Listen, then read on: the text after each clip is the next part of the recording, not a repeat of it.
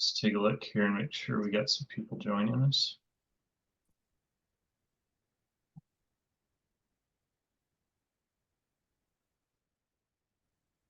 All right, I think we got a good group. All right, well, welcome everyone. And this is our first online land management meeting for 2025. I hope that you're all ready to sit down and take in our meeting today.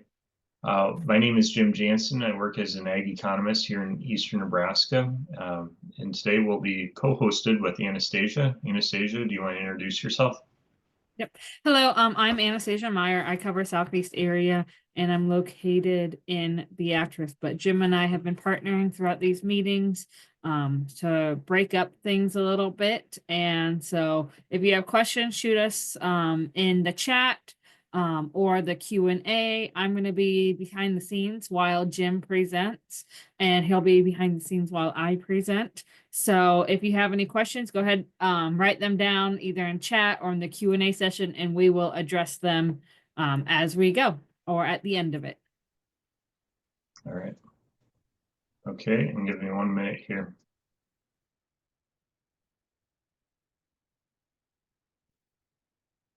Okay, we should be switched over here and sharing the slide now. Now, for those of you, depending upon when you registered for the meeting today, we mailed out a handout packet.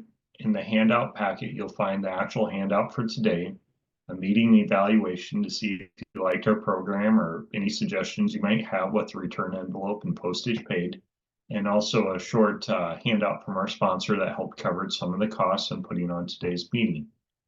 I believe the last mailing we did was around the Tuesday or Wednesday of last week.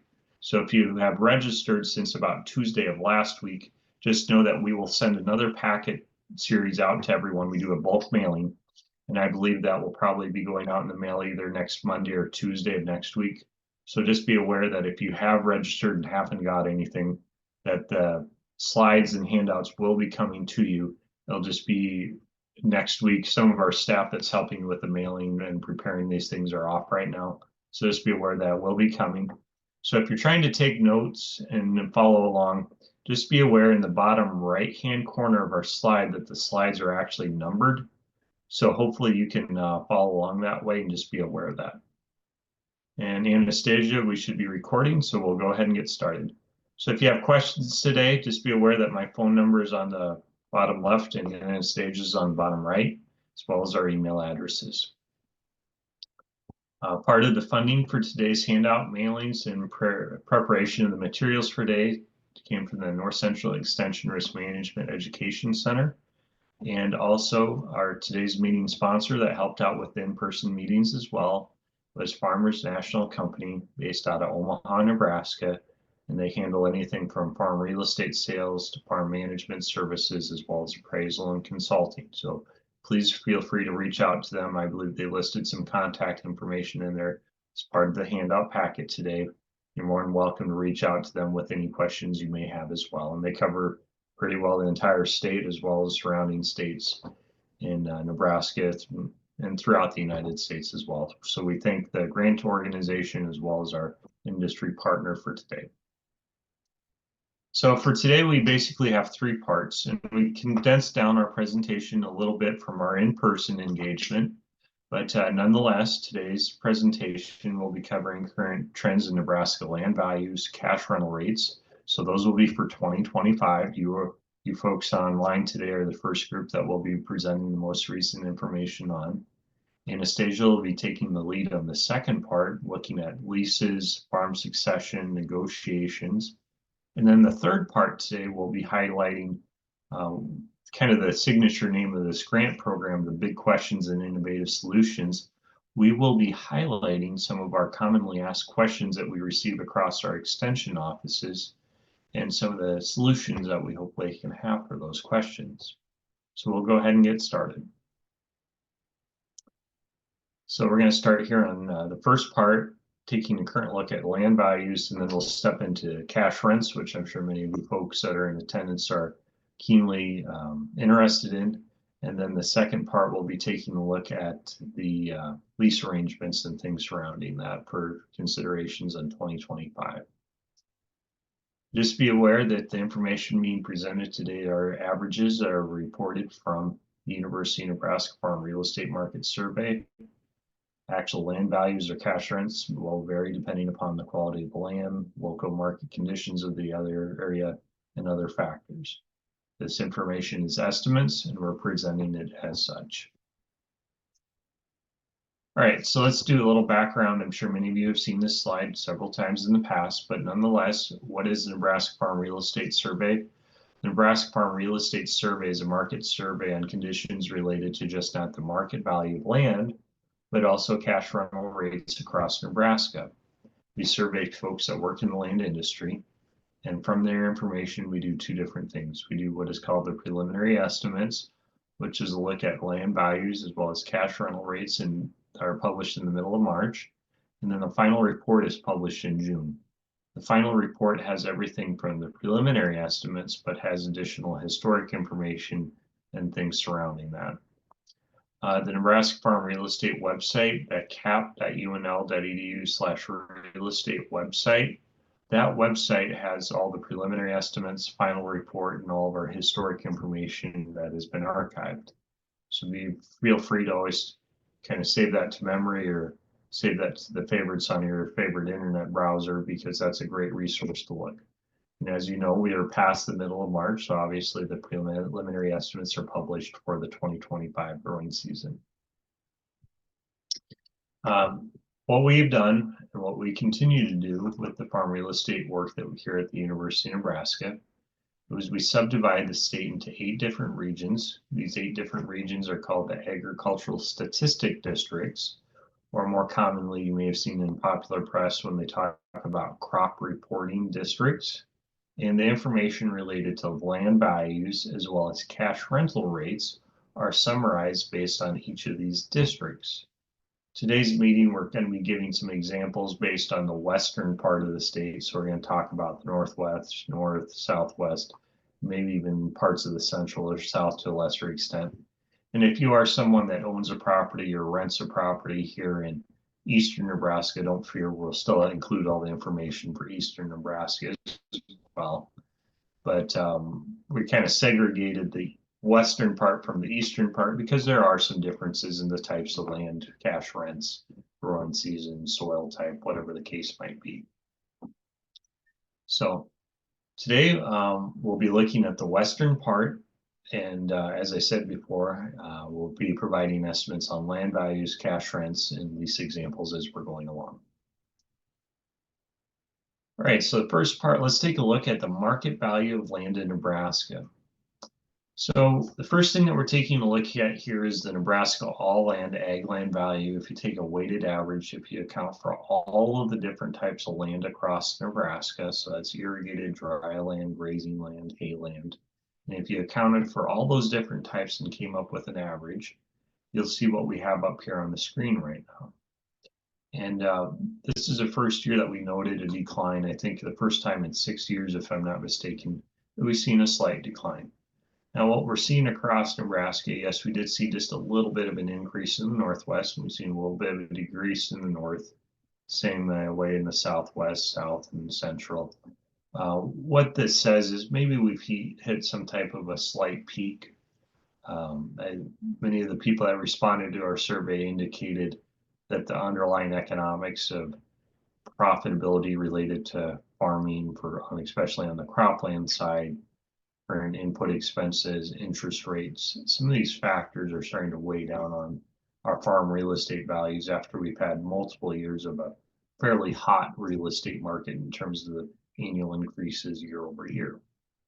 So if you take that $39.35 an acre and put it on the next slide here, and go back, and the survey, was started back in 1978, but for the purposes of making a nice slide here, we go from 1980 to 2025, and that value seen on the prior slide, that $39.35 in the upper right hand corner. So we have the Nebraska all land average value in blue, and the marketing year average price of corn here in red. And what you see is the two of these over time tend to follow each other. So as things increase in value, we maybe have that tied to a little bit to the value of what we're doing. And when things slow down a little bit, tend to see some of that reflect that. So if you're trying to get your crystal ball out and you're asking yourself, should I sell land? Should I buy land? Depending on if you want to see higher or lower prices. The question I would pose to you is, where do you anticipate the market value of land to be headed based on the profitability of farming or ranching? And as we go through our slides today, you'll see that there's a little bit of a distinguishing feature related to the profitability of on the cropland side versus the grazing land side. The market value of corn, soybean, wheat versus a market value of cattle, or largest livestock sector, in addition to a very robust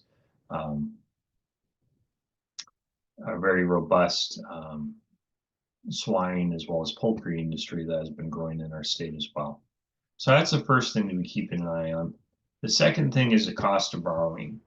Now, I'm not suggesting we're making land loans in our state at 4% using the 10-year Treasury yield rate, but the two things to be keeping an eye on is the profitability of farming and ranching.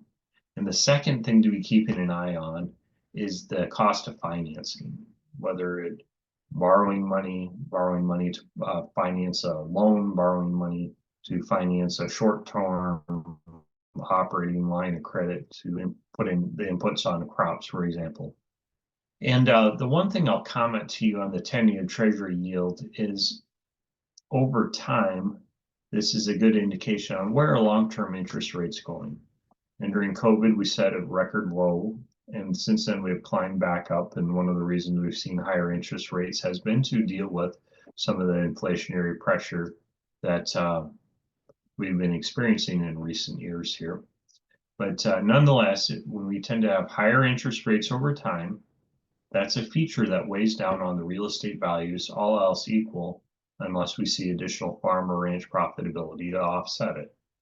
So keep an eye on just not the price of corn, soybeans, wheat, cattle, so the profitability of farming and ranching, and also the cost of borrowing. Those are the two things to keep your eyes on related to the farmland industry.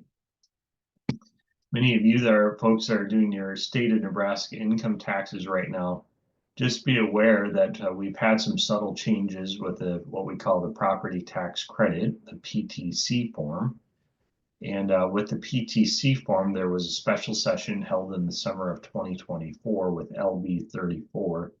LB 34, what it did was the portion of the real estate tax credit that helps support your local K through 12 institution, it now is showing up on your annual assessment notice that you receive typically in December of each year. The one thing that with the property tax credit form that you still have to file though, is remember the PTC form still covers your local community college. And the community college portion of the PTC tax credit, and I have an article on that prior slide and this slide where you can read up on it a little bit if you like.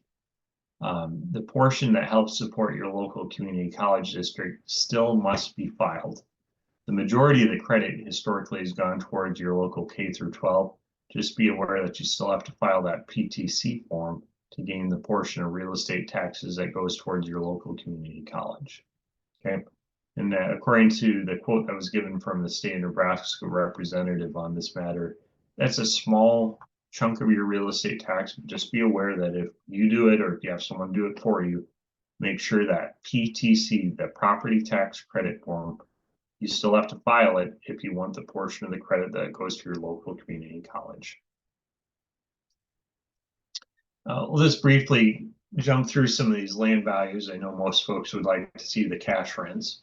Remember when I said before that the value of what we have relates to the value of what we can legally and permissibly do on the property? Well, for the first example we have here is the dry land cropland without irrigation potential. The profitability of cropland is a little bit tighter than what it's been in prior years. And that's why we've seen some decline, single digits out west. We're still in the single digits here in the east, but a little bit down compared to where we've been in prior years. And also for grazing land, so we're talking about dry land, cropland for the farmers that are joining us, or those folks that have farmland that are joining us today. We've seen a little bit better profitability when it comes to the livestock industry. And with the livestock industry for grazing land, We use the grazing land non-tillable here. You see that it's a little bit different story here. We're seeing a little bit higher rate of growth, a little bit rate gain in the market value of grazing land here in the western. You're talking anywhere from 2 to 4 to 5, even parts of the central and the south that have a little bit of ranching land as well, especially in the central. We're seeing it up even double digits, but a little bit stronger rate of growth. And once again, the value of what we have relates to the value of what we're doing with it. And raising land is down a little bit. And the center pivot irrigated cropland, we also report on gravity irrigated, but the center pivot, anywhere from 5 to 7% here in the western part of the state, down to about 2% in the north and the southwest. So the underlying profitability, that's a big driver. That's a big driver that influences just not land values, but also cash rental rates across Nebraska. And this slide hasn't been updated for 2025, but I think you're going to see something fairly similar. And I kind of hinted from our write-up about what some of the major concerns are. But current livestock prices is definitely a positive driver that's influencing the market value of land serving the cattle industry. And some of the concerns that we have noted here, input expenses, interest rates, property tax policies, and things like that, current crop prices, those might be some things that we're going to be seeing way down on the market value of land. So I think this chart, with respect to 2025, we're going to be seeing something that's somewhat similar to what we have here. But some of the things that we're concerned about are still carrying forward here in 2025.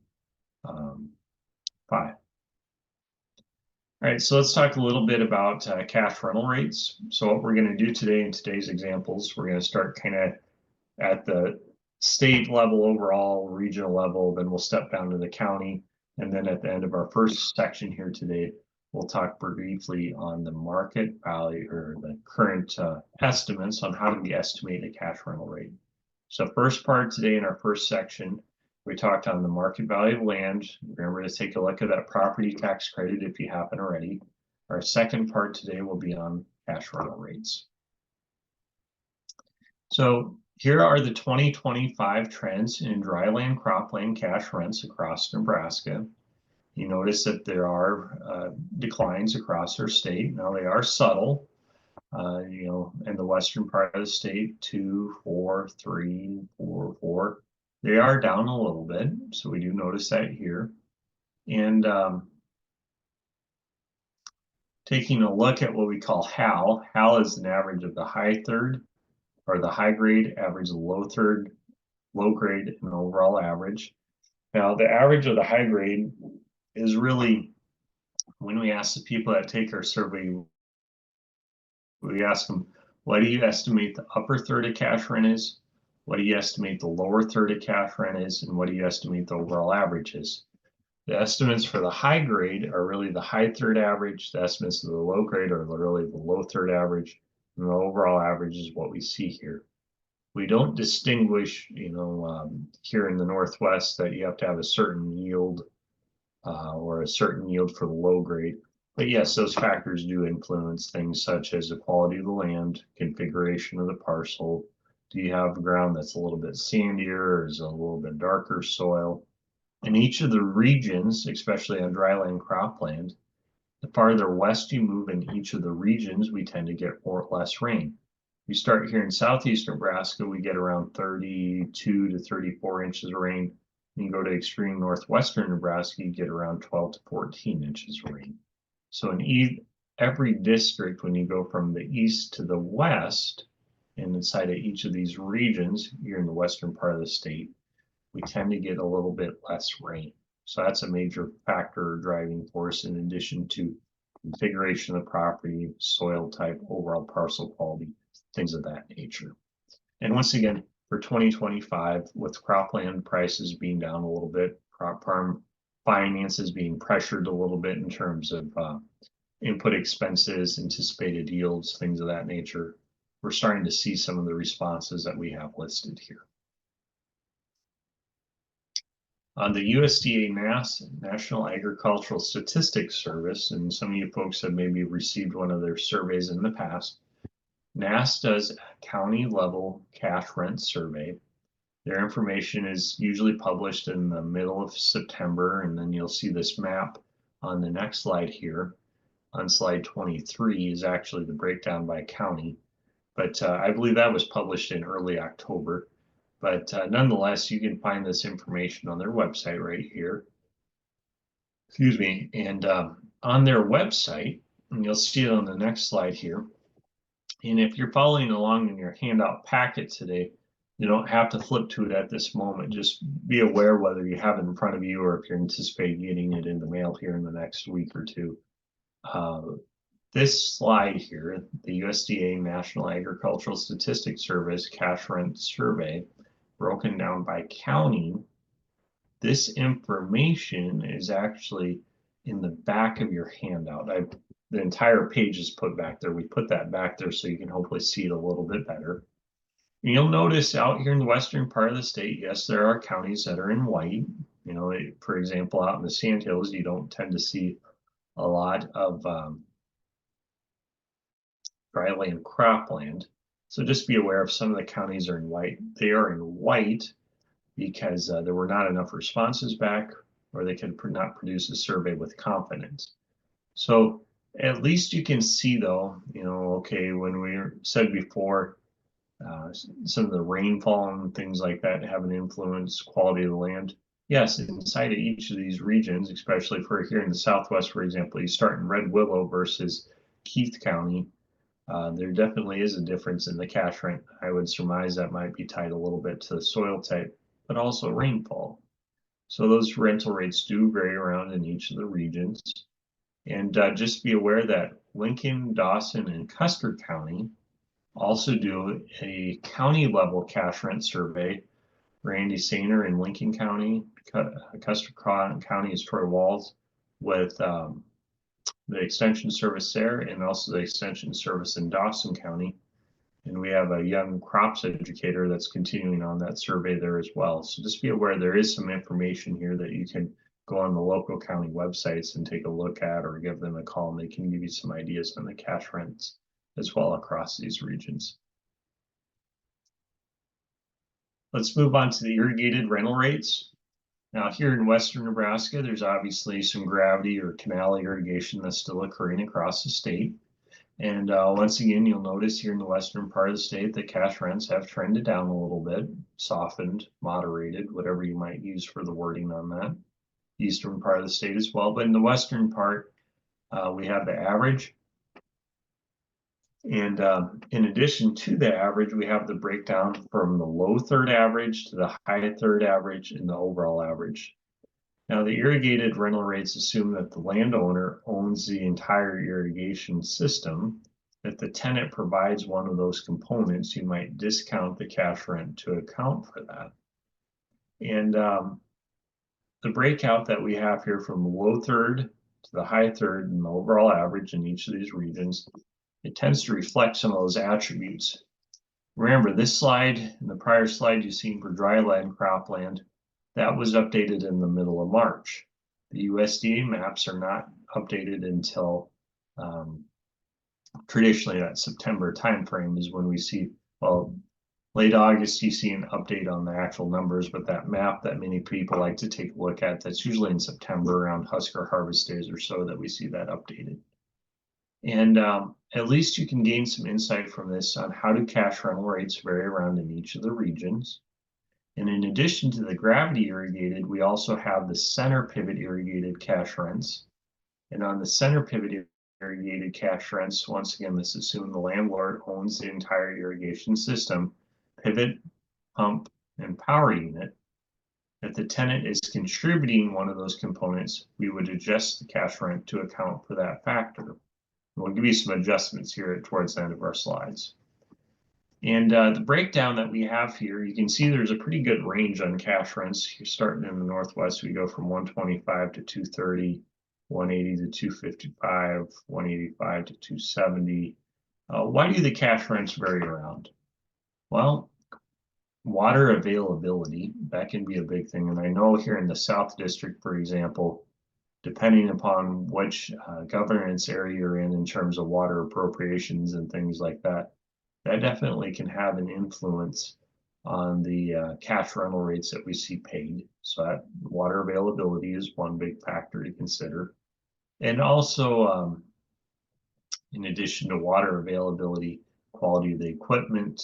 And if the tenant is providing the power unit, well, maybe you take off $10 to $15 an acre to account for that.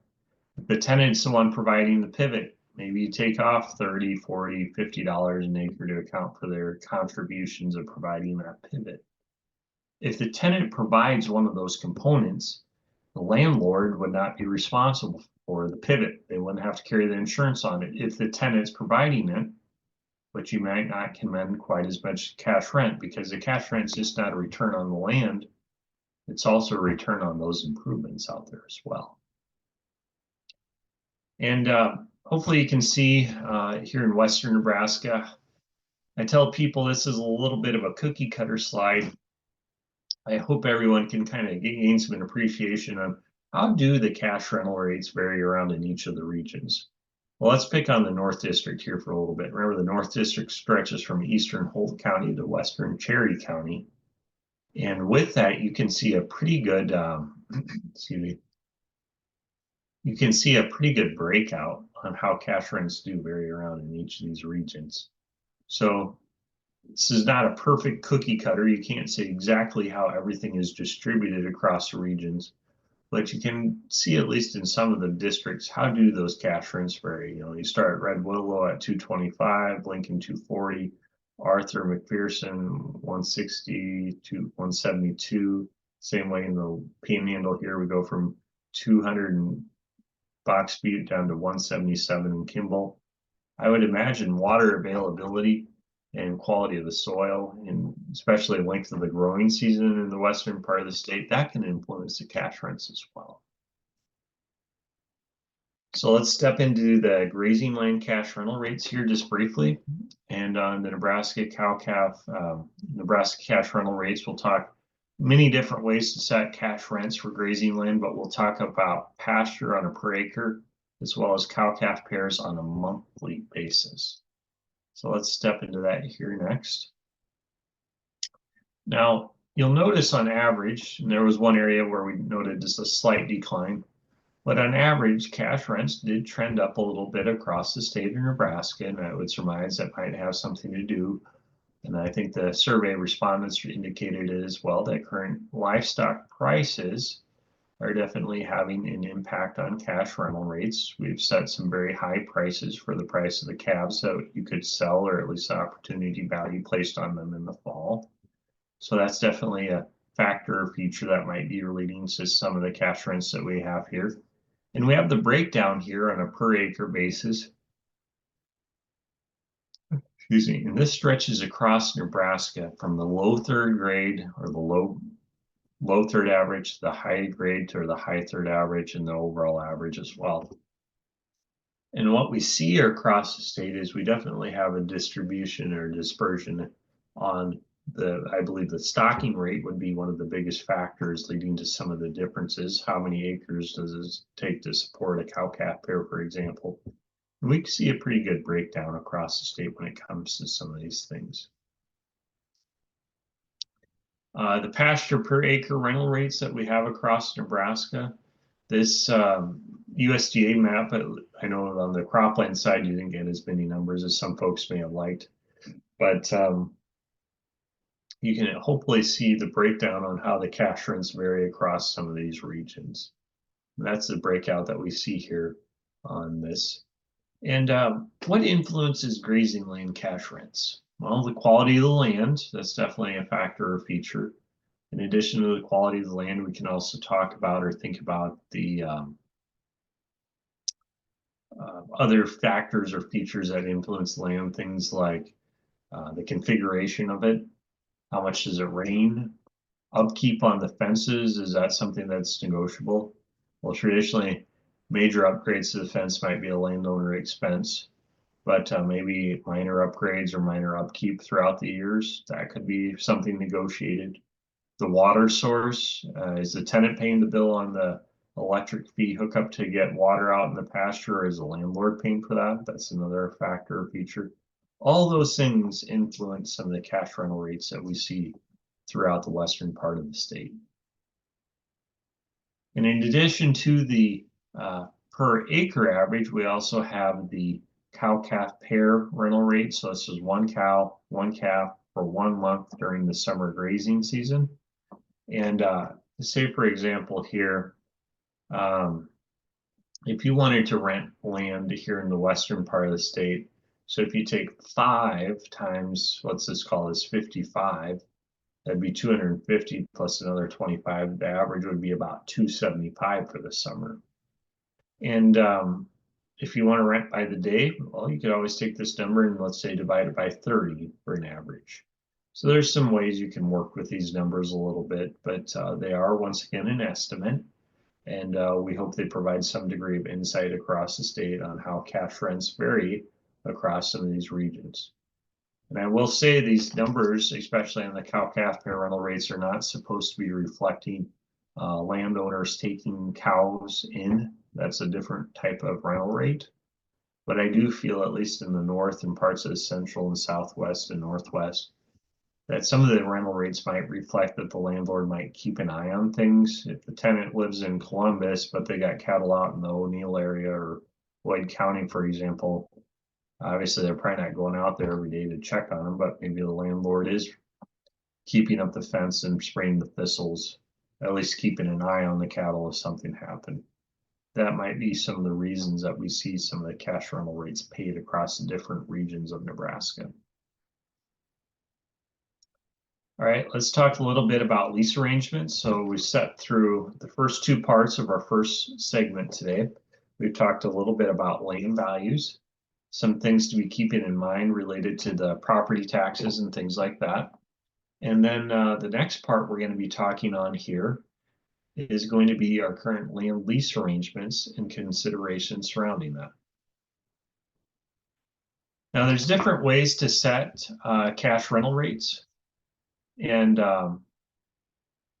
we're just going to give a few ideas here. And I'm just double checking if Anastasia, is my camera connected? I believe so. Yes. Okay. There we go. I had a view on my camera disappeared. I just wanted to make sure I was maintaining internet access.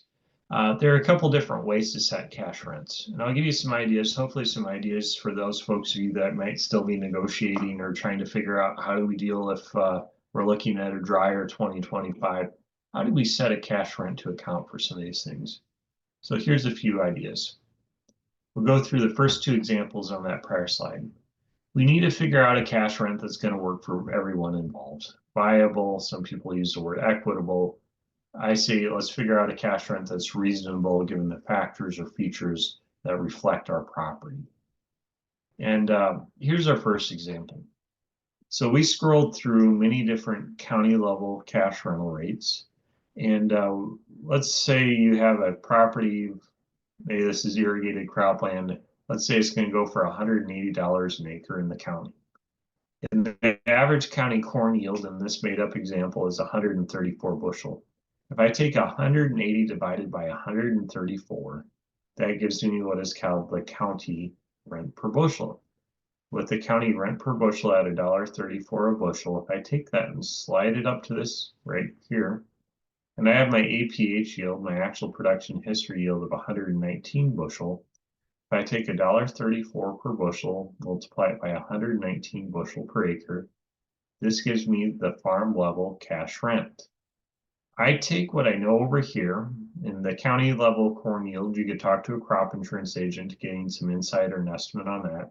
I take the county rental rate, $180 an acre times the county corn yield, 134 bushel.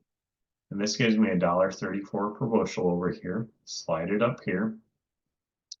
And my APH, my actual production history, 119 bushel per acre. When I work this together, I adjust the cash rent down a little bit to account for the fact that my APH isn't quite as good as my county corn yield is.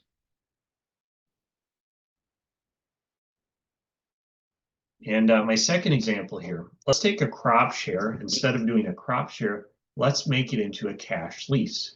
Well, with my crop share, here's an example. My property yields 160 bushel per acre. And with my 160 bushel per acre crop yield, let's say we're going to do a 50-50 split. So meaning half of the seed, fertilizer, chemical, and in the case of irrigation, the energy expense, the diesel or electricity or propane, natural gas, whatever you might be using, is going to be shared 50-50 between the landlord and the tenant. Now, Anastasia will be talking more on crop shares in her segment or section here in just a few slides, so I'll hold off any more details on crop shares for a minute. But the difference between the landlord getting half of the crop, so half of the crop revenue, and these are just estimated price slide was put together, minus half of the landlord's expenses, they stand to make about, let's say, $190 per acre. Now on this farm though, let's say the landowner does not want to do a crop share. Well, if they don't want to do a crop share, how could I take a crop share and make it into a cash lease? Well, in this example, what we're going to do is we're going to do cash equivalent from crop share. And with cash equivalent from crop share, we're placing an opportunity value on the ground and saying, okay, you know what? Why don't we just pay a cash rent that's roughly equal to what the landlord stands to make per acre? Cash equivalent from crop share. Now you'll see in these examples here for March, July, and November that this number varies depending upon what price, and we didn't mess around with crop yield here at all, but the price does influence or have an indication on how some of these things do change a little bit. But this still gives us some ideas on how does that cash rent vary around, and it varies to a degree based upon yield, price, input expenses. But this is a really good example. If you're struggling on setting the cash rent here for 25, put together your own scenarios, put together your own prices. And if you're not sure on some of these things, you can always use the owner's expense. You can always use the UNL crop budgets. And for those folks of you that maybe are out in hay country out in western Nebraska, now these numbers might be a little bit high for your situation, but it still gives you some ideas. On this property, the landlord gets a third of the hay, and in this example, they get half the hay. Now, these prices are a little bit high for this year, but if it gets dry, these prices might be in line with things, but we'll see what happens. And we're doing cash equivalent per hay share in western Nebraska. Well, under this example, the tenant puts the hay up on this property, the landlord doesn't pay for any of the expenses, they get 1.5 tons per acre, the landlord gets a third of it. And the tenant turns around and says, you know what, why don't I just buy out your third of the hay? Cash equivalent from hay share. So the tenant gives them a check, divided by the number of acres. That's an estimated cash rent per acre. Under this example, under a 50-50 split, we work through this example and you see that the landlord's paying for half of the seed, fertilizer, or chemicals. So they paid for some fertilizer that was thrown out there and maybe it sprayed the site once for some broadleaves or weeds. Well, in this example, we're doing the difference between the two, and you can see just because you get more of it doesn't necessarily mean you're always better off. So these are just two examples put together on setting cash rents, and I just want to breeze through a couple more slides here. If you're someone that is trying to figure out how do we set up a irrigated cropland lease, who's responsible for maintaining what? Well, back in 2023, we actually asked this question, and a little less than half the time the landlord and the tenant take care of it, a third of the time the tenant takes care of it, and the remainder of the time it's either the landlord or someone or something else. If the tenant is the one providing a portion of the irrigation system when the tenant owns the pivot, remember the pivot, in addition to the physical upkeep on it, most people tend to take out insurance, which I know in western Nebraska, that's an expense that has grown over time because wind events and things like that can influence the actuarials and how much does it cost to insure these things. And so if you have a situation where, let's say the tenant wanted to pay $200 an acre in cash rent, but they are the ones providing the pivot. Well, over half the time, in my phone calls, and I think Anastasia would verify this, we see anywhere from 26 to 50 bucks an acre. Pivots cost a lot more than they did in the past because the price of steel and labor is a lot higher than it's been. And if you have someone that's providing the power unit, under that situation, just be aware that with the power unit, we've seen a discount from 1 to 9 or 10 to 20. And the breakdown that we see is located here. About a third of the time we see 1 to 9 bucks an acre. Another third of the time we see 10 to 20. My phone call volume would say that 10 to 15 an acre off if the tenant's providing that diesel engine or electric motor would be fairly common. Any kind of engine, diesel, propane, natural gas, whatever. And if the tenant's providing the pivot, 35 or $45 an acre is fairly common to see as a discount on that as well. Just be aware that our survey is ran off of through our university, and we also accept donations. Budgets are getting a little tighter with rising prices when it comes to mailing and printing costs for the physical survey. If anyone out there would like to help to donate to the Nebraska Land Studies Fund, just be aware that the NU Foundation has a little link that you can go on and make a donation. Anything helps to cover some of these things. This is kind of a public good. We never plan to charge for the real estate report, but as I said, anything that can be done to help us out really goes a long way. And if you're a business or someone that'd like to make a little bit bigger of a donation, reach out to me. We can put you in touch with folks at the University Foundation. So with that, we're going to have Anastasia get started here, and I think she's going to switch her slides over. If I'm not mistaken, Anastasia, is that correct? There we go. So Yes, that is correct. Yep. And okay. I am going to keep off my camera due to the windstorm and internet connection being, I don't know if it's me or if it's you, Jim. So to keep us safe, I'm just going to keep my camera off when I present. So make sure you enter some chats and we're going to be addressing those at the end. So started here. So I want to talk to you guys about how to have a good lease, what provisions you need to have. Everybody should be thinking about succession and then how to negotiate, whether that's succession planning in your family or different lease practices that you might have. So let's break it down into some different basic terms. So cash rent is a very simple agreement between a landowner and a renter where somebody pays a fixed amount per acre. It's usually by tillable acres, so that a producer is not generally paying top dollar for wooded areas. So be cognitive of how you are charging and what about the quote unquote wasteland of that ground. Do you have any? Should it be charged differently? Can you actually farm that quarter or however acres you own? The next is a flexible cash lease. We're going to go a little bit more in depth at the end of this, but there's different ways to do a flexible cash lease. The basics of it is you have a base cash rent and you can flex up or down depending on the year. The key to a flexible cash lease is you need to know what dates you're going to look at. You need to know what you're going to look at, whether it is price, yield, or both.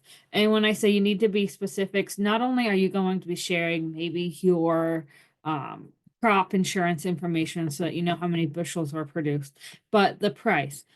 If Jim and I were renting to each other and he said, okay, let's go October at the co-op.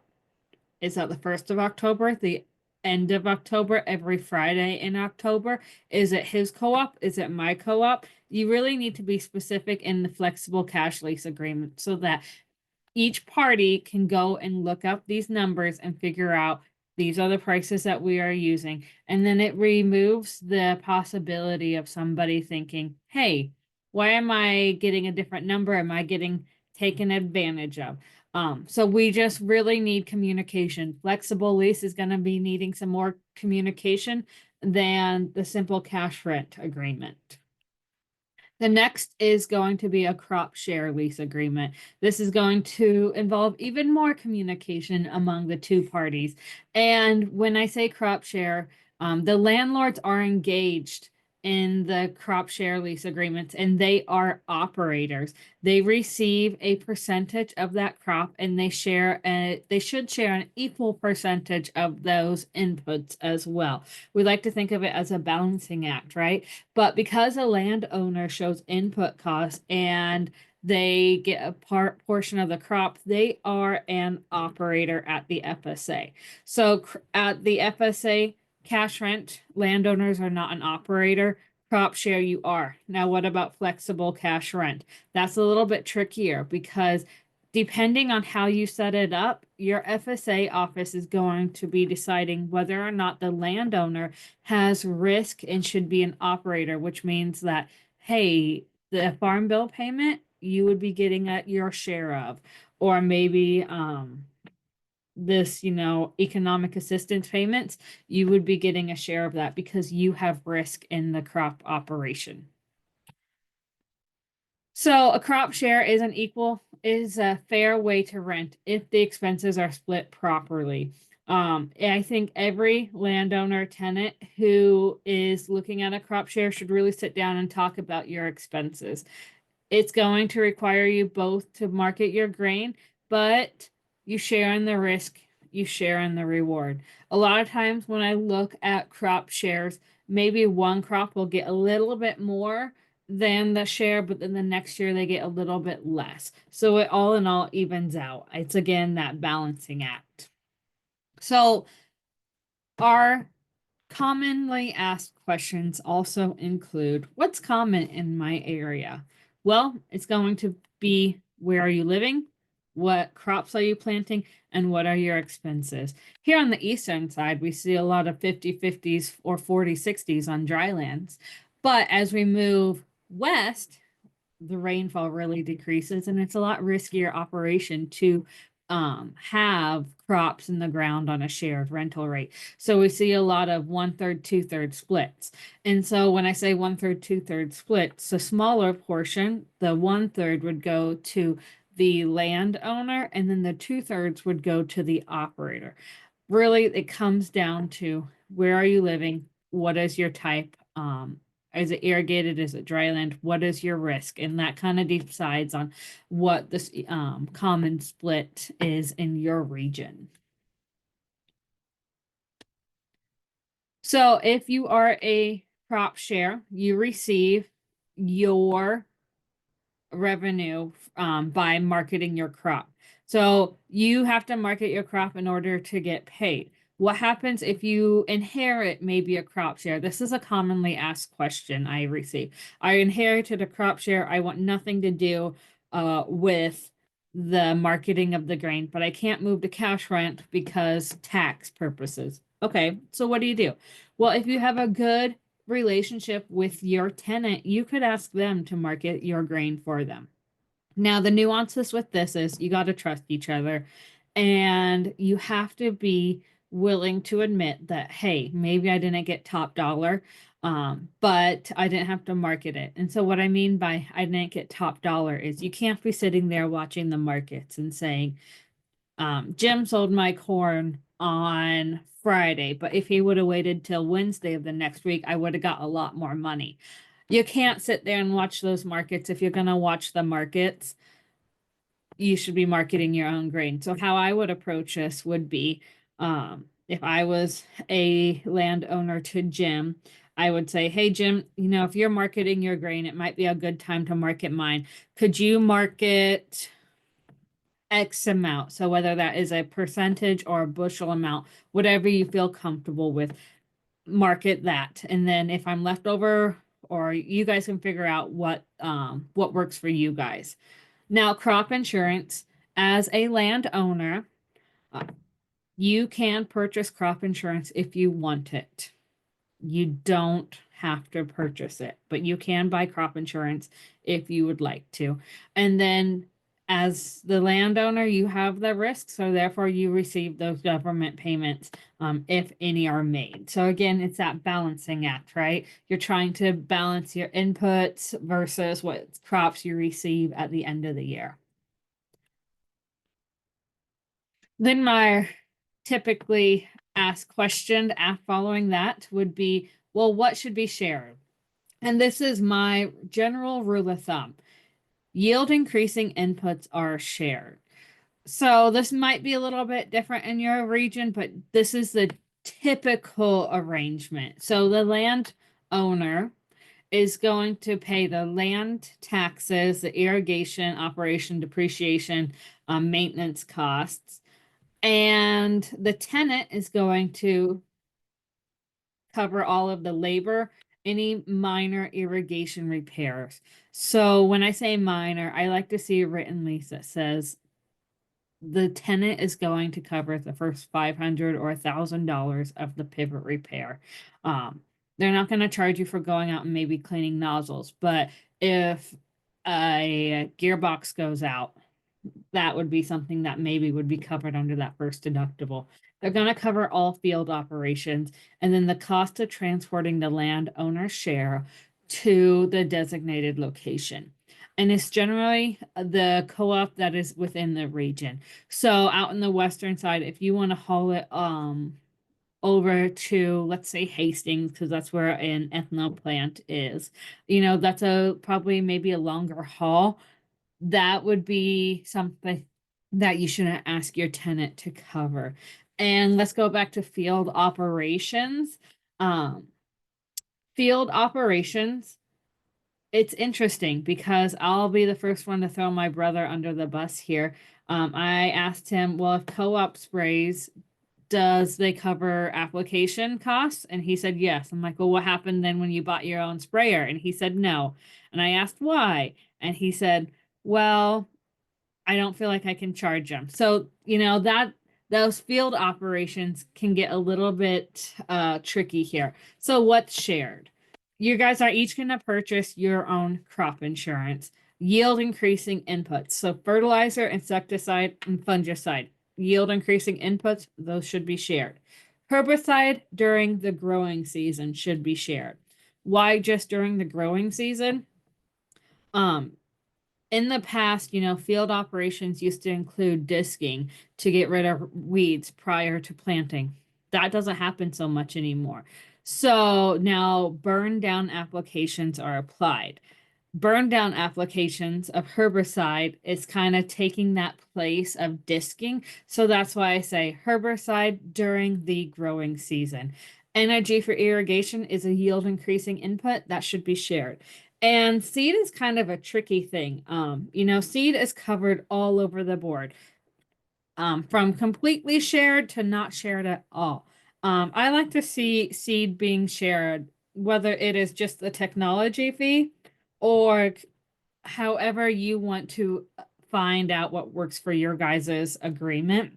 But seed is very pricey for all of those traits that reduces the need for insecticide, fungicide, potentially, lowering your herbicide costs. So that is why I think seed should be shared because it is a yield increasing input. And then, like I said, each party is going to market their share of the grain. There is another way to farm here, and this is custom farming operation. So with that is the landowner is going to be the operator. They're going to have the full risk of the operation, but they're not actually going to be sitting out in the equipment doing it. They are going to pay somebody to plant, harvest, whether that is on a per acre basis or they just give them a certain percentage of the crop. But as a landowner, you pay all the expenses and you receive all the crop and any USDA payments if they are triggered. Let's go into leases. So if you have a verbal lease, let's try to end that and let's try to get that in writing. In Nebraska, verbal leases have to be terminated by September 1. So unfortunately, right now, we are too late in order to transition into a written lease. You could try with your tenant, or as a tenant, you could try to take it to your landowner, but legally they don't have to sign it because it wasn't adjusted by September 1. So this goes for cropland. Cropland in Nebraska is rented for the entire year, and it starts March 1, and you have to have notice given 6 months prior. So that's that September 1 date. It's not the same for pastures. We'll get into that later. But if you're getting a written lease, what are some basic things that I think everybody should have? When is that lease starting and when is that lease ending? So are you running with the March 1 date? Are you specifying different dates? You need to have that in there. How does this lease need to be terminated? Is it by writing, or does that lease just end whenever this is done? Whenever that last day of that lease is done, you're off. Do I need to give any notice? Can that lease be extended? If so, how? I'm going to call this a carryover clause. There are a lot of producers who don't like to do paperwork, right? What a shocker. I find that those they just look at it and say, "Yep, this is good from last year." Maybe change the rental rate if it's cash rent, or if it's crop share, they just say, "Yep, all good," and they just sign at the bottom and date it again. Legally, that's okay. But if you go to terminate it and you don't have how termination is going to be given, that piece of paper is worthless and it goes automatically back to the verbal lease law. So you need to have how that termination notice is going to be extended. And then also, I like to have in there, when will that lease be negotiated? And I like to see a hard deadline in that day. Why? Because it's really easy to say, I got stuff to do. I'm going to do it next week. I'm going to do it tomorrow. And then, you just continually push it off. Then all of a sudden, the crops are planted. You're calling Jim and I and asking, what should we be paying? And it's June. We see that quite a bit. So I like to have that hard deadline of when is that lease going to be negotiated. Some other different lease provisions I think that landowners should be thinking of is potentially for especially a new relationship with a tenant, you might consider having some soil fertility provisions in there. And what that means is you as a landowner would pay for a soil test. And then at the end of their lease, whenever you terminate them, those nutrients have to be within a certain range of those nutrients. And why is this? Well, phosphorus is very expensive. And what happens when the farm economy kind of takes a downturn is we get worried about mining of the soil, which is just you use more nutrients than what you're putting back in, and then eventually your soil fertility in your ground really goes down low. So that's something. If you have a tenant that has been taking great care of your land for many, many years, this is something that you don't really need to put in your written lease. They might be treating it better than their own land. But I think in a new relationship, especially in this economy, this might be worth something to look into. And then,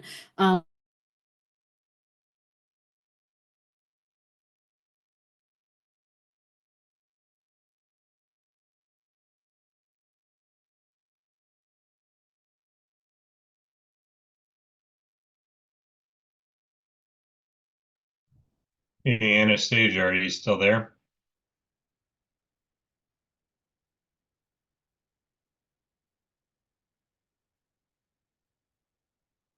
Anastasia, can you hear me?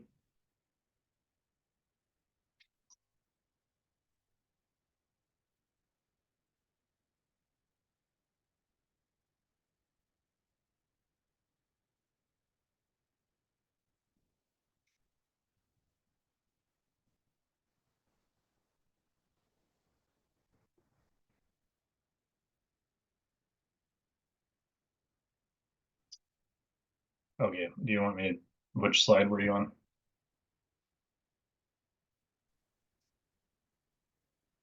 All right, I'll just let everyone know. Everyone. All right, just giving a stage of 1 minute, folks. Her internet is having a few technical difficulties, and we'll get that up and here.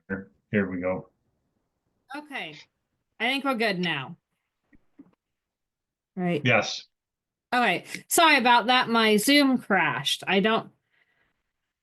Oh, I apologize. Okay, so if the tenant is applying Lime, they should be protected with a clause. And this is saying, like, if I was to be evicted after 2 years, Lime is typically good for 5 years.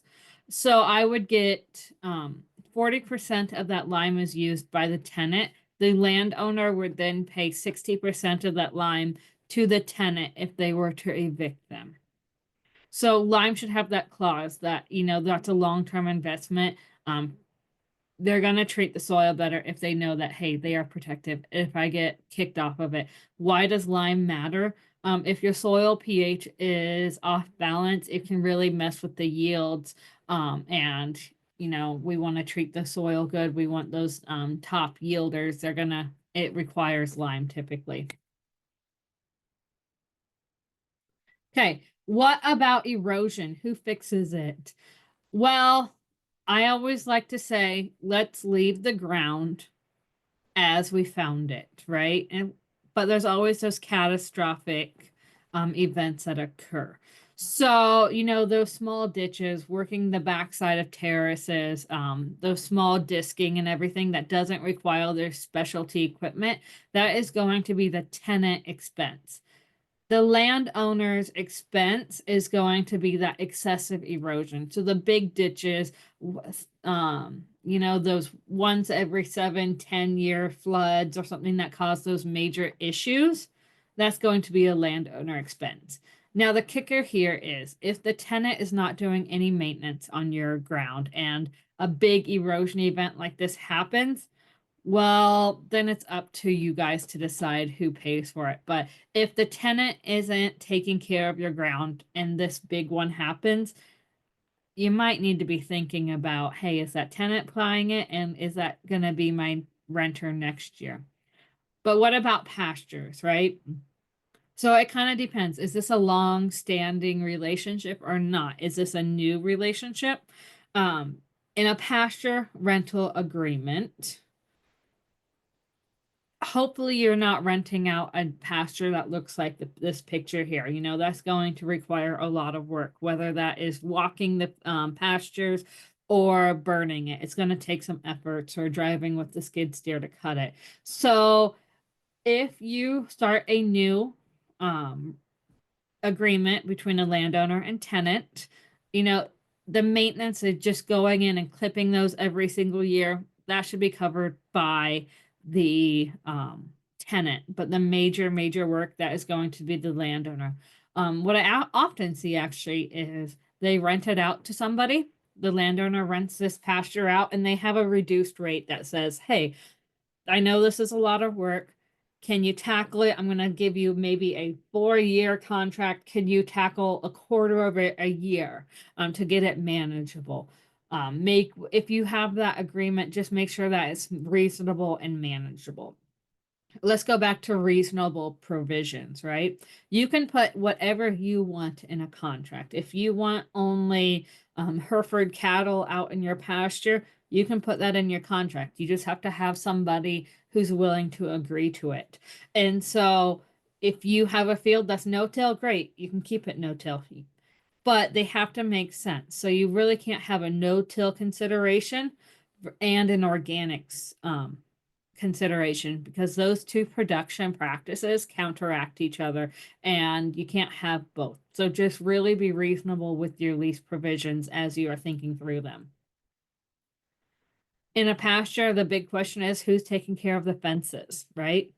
So the major fence repair, putting a brand new fence, that is a landowner expense. Oftentimes I see the landowner paying for the materials the renter is putting in the fence and they're either signing a multi-year lease, usually a reduced lease rate at that. But it is a landowner expense because that fence stays with the ground.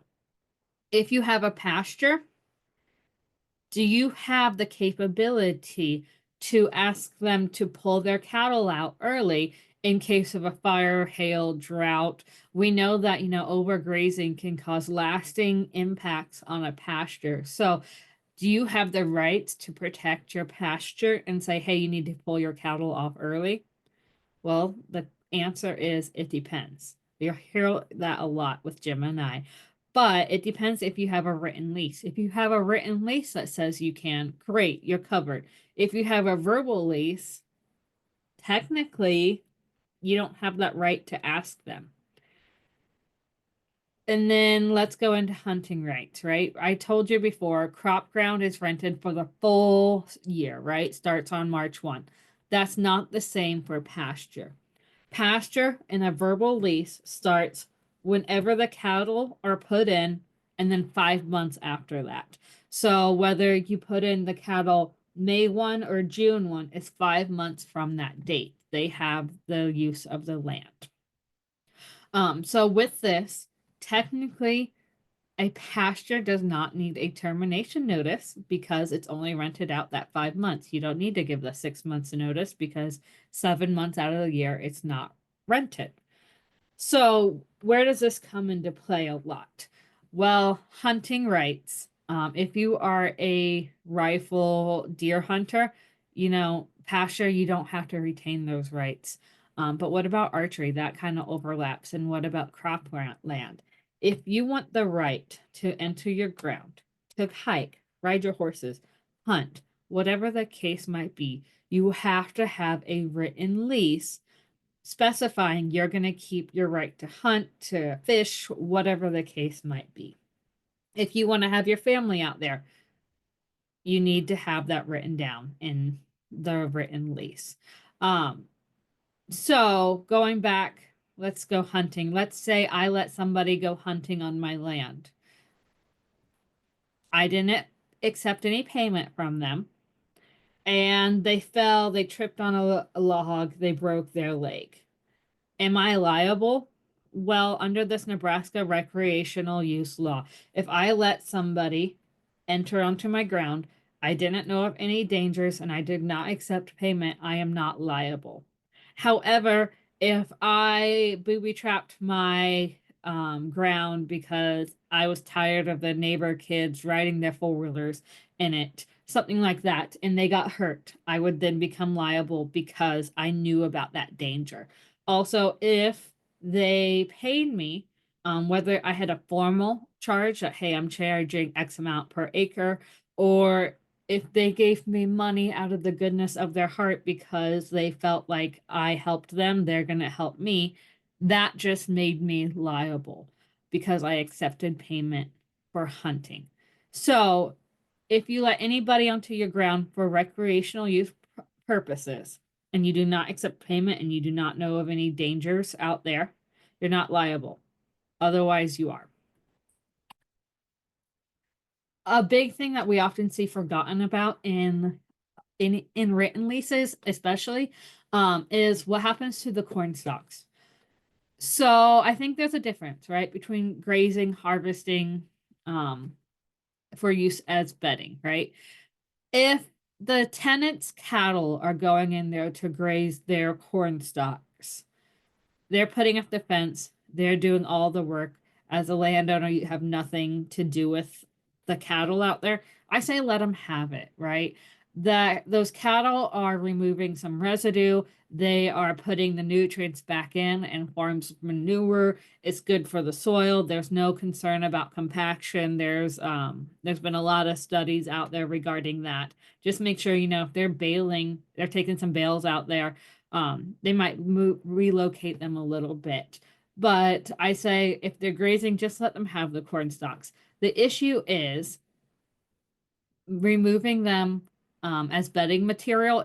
So going in and baling them. We don't want anybody to go in and bale all of the corn stalks because We don't want that ground left bare because it is going to increase the risk for erosion. So if you want to have a corn stalk clause in there, I would approach it like this. The tenant can graze the corn, but subleasing, do you want to allow subleasing?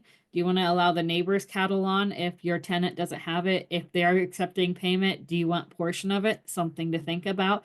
And then if they go in and bale it, they are not to remove over 60% of the residue out there. You want some cover left on the ground. Another thing to think about is how often they are applying manure. So like I said, phosphorus is expensive, right? In a few slides ago. However, a lot of times this is put on as manure. Um, if you're in an area that has a lot of litter or manure applications, you might want to limit how much that is applied. Simply because sometimes when a lot of manure is applied, you can get too much phosphorus and it limits the uptake of other nutrients. So some things you might want to consider. Maybe it's applicable to your region, maybe it's not. What about irrigation equipment? Again, we are going to make the general assumption that the ownership is going to belong to the landowner. The depreciation is going to be covered by the landowner. However, I don't think it's unreasonable for the tenants to provide the upkeep costs. So some repairs, set a price limit. They're not going to charge you for the labor, but maybe that first gearbox they cover and anything else after that is going to be on you. Usually I find tenants are okay with covering a gearbox or two a year, but if that whole system goes down, maybe a huge windstorm, that's going to be on you as a landowner to pay for. The other consideration is a lot of times we see tenants purchasing the pivot. That rental rate needs to be adjusted, or that crop share needs to be adjusted accordingly. And also, if this is occurring and you do not have a written lease, you need to be communicating that with your heirs, because surprises causes these issues, and we don't want somebody going and picking up a pivot and moving it, and when it's theirs but the landowner's heirs think it's also theirs, because this is where issues happen, right? So what I'm asking for, everybody, we need to improve our communication, right? The tenant, if you're the tenant, force yourself to share information with that landowner. You need to be calling them more than 3 times a year, asking, am I farming the ground? Here's your cash rent. Here's your other cash rent check. Let's talk a little bit more than that, even for cash leases.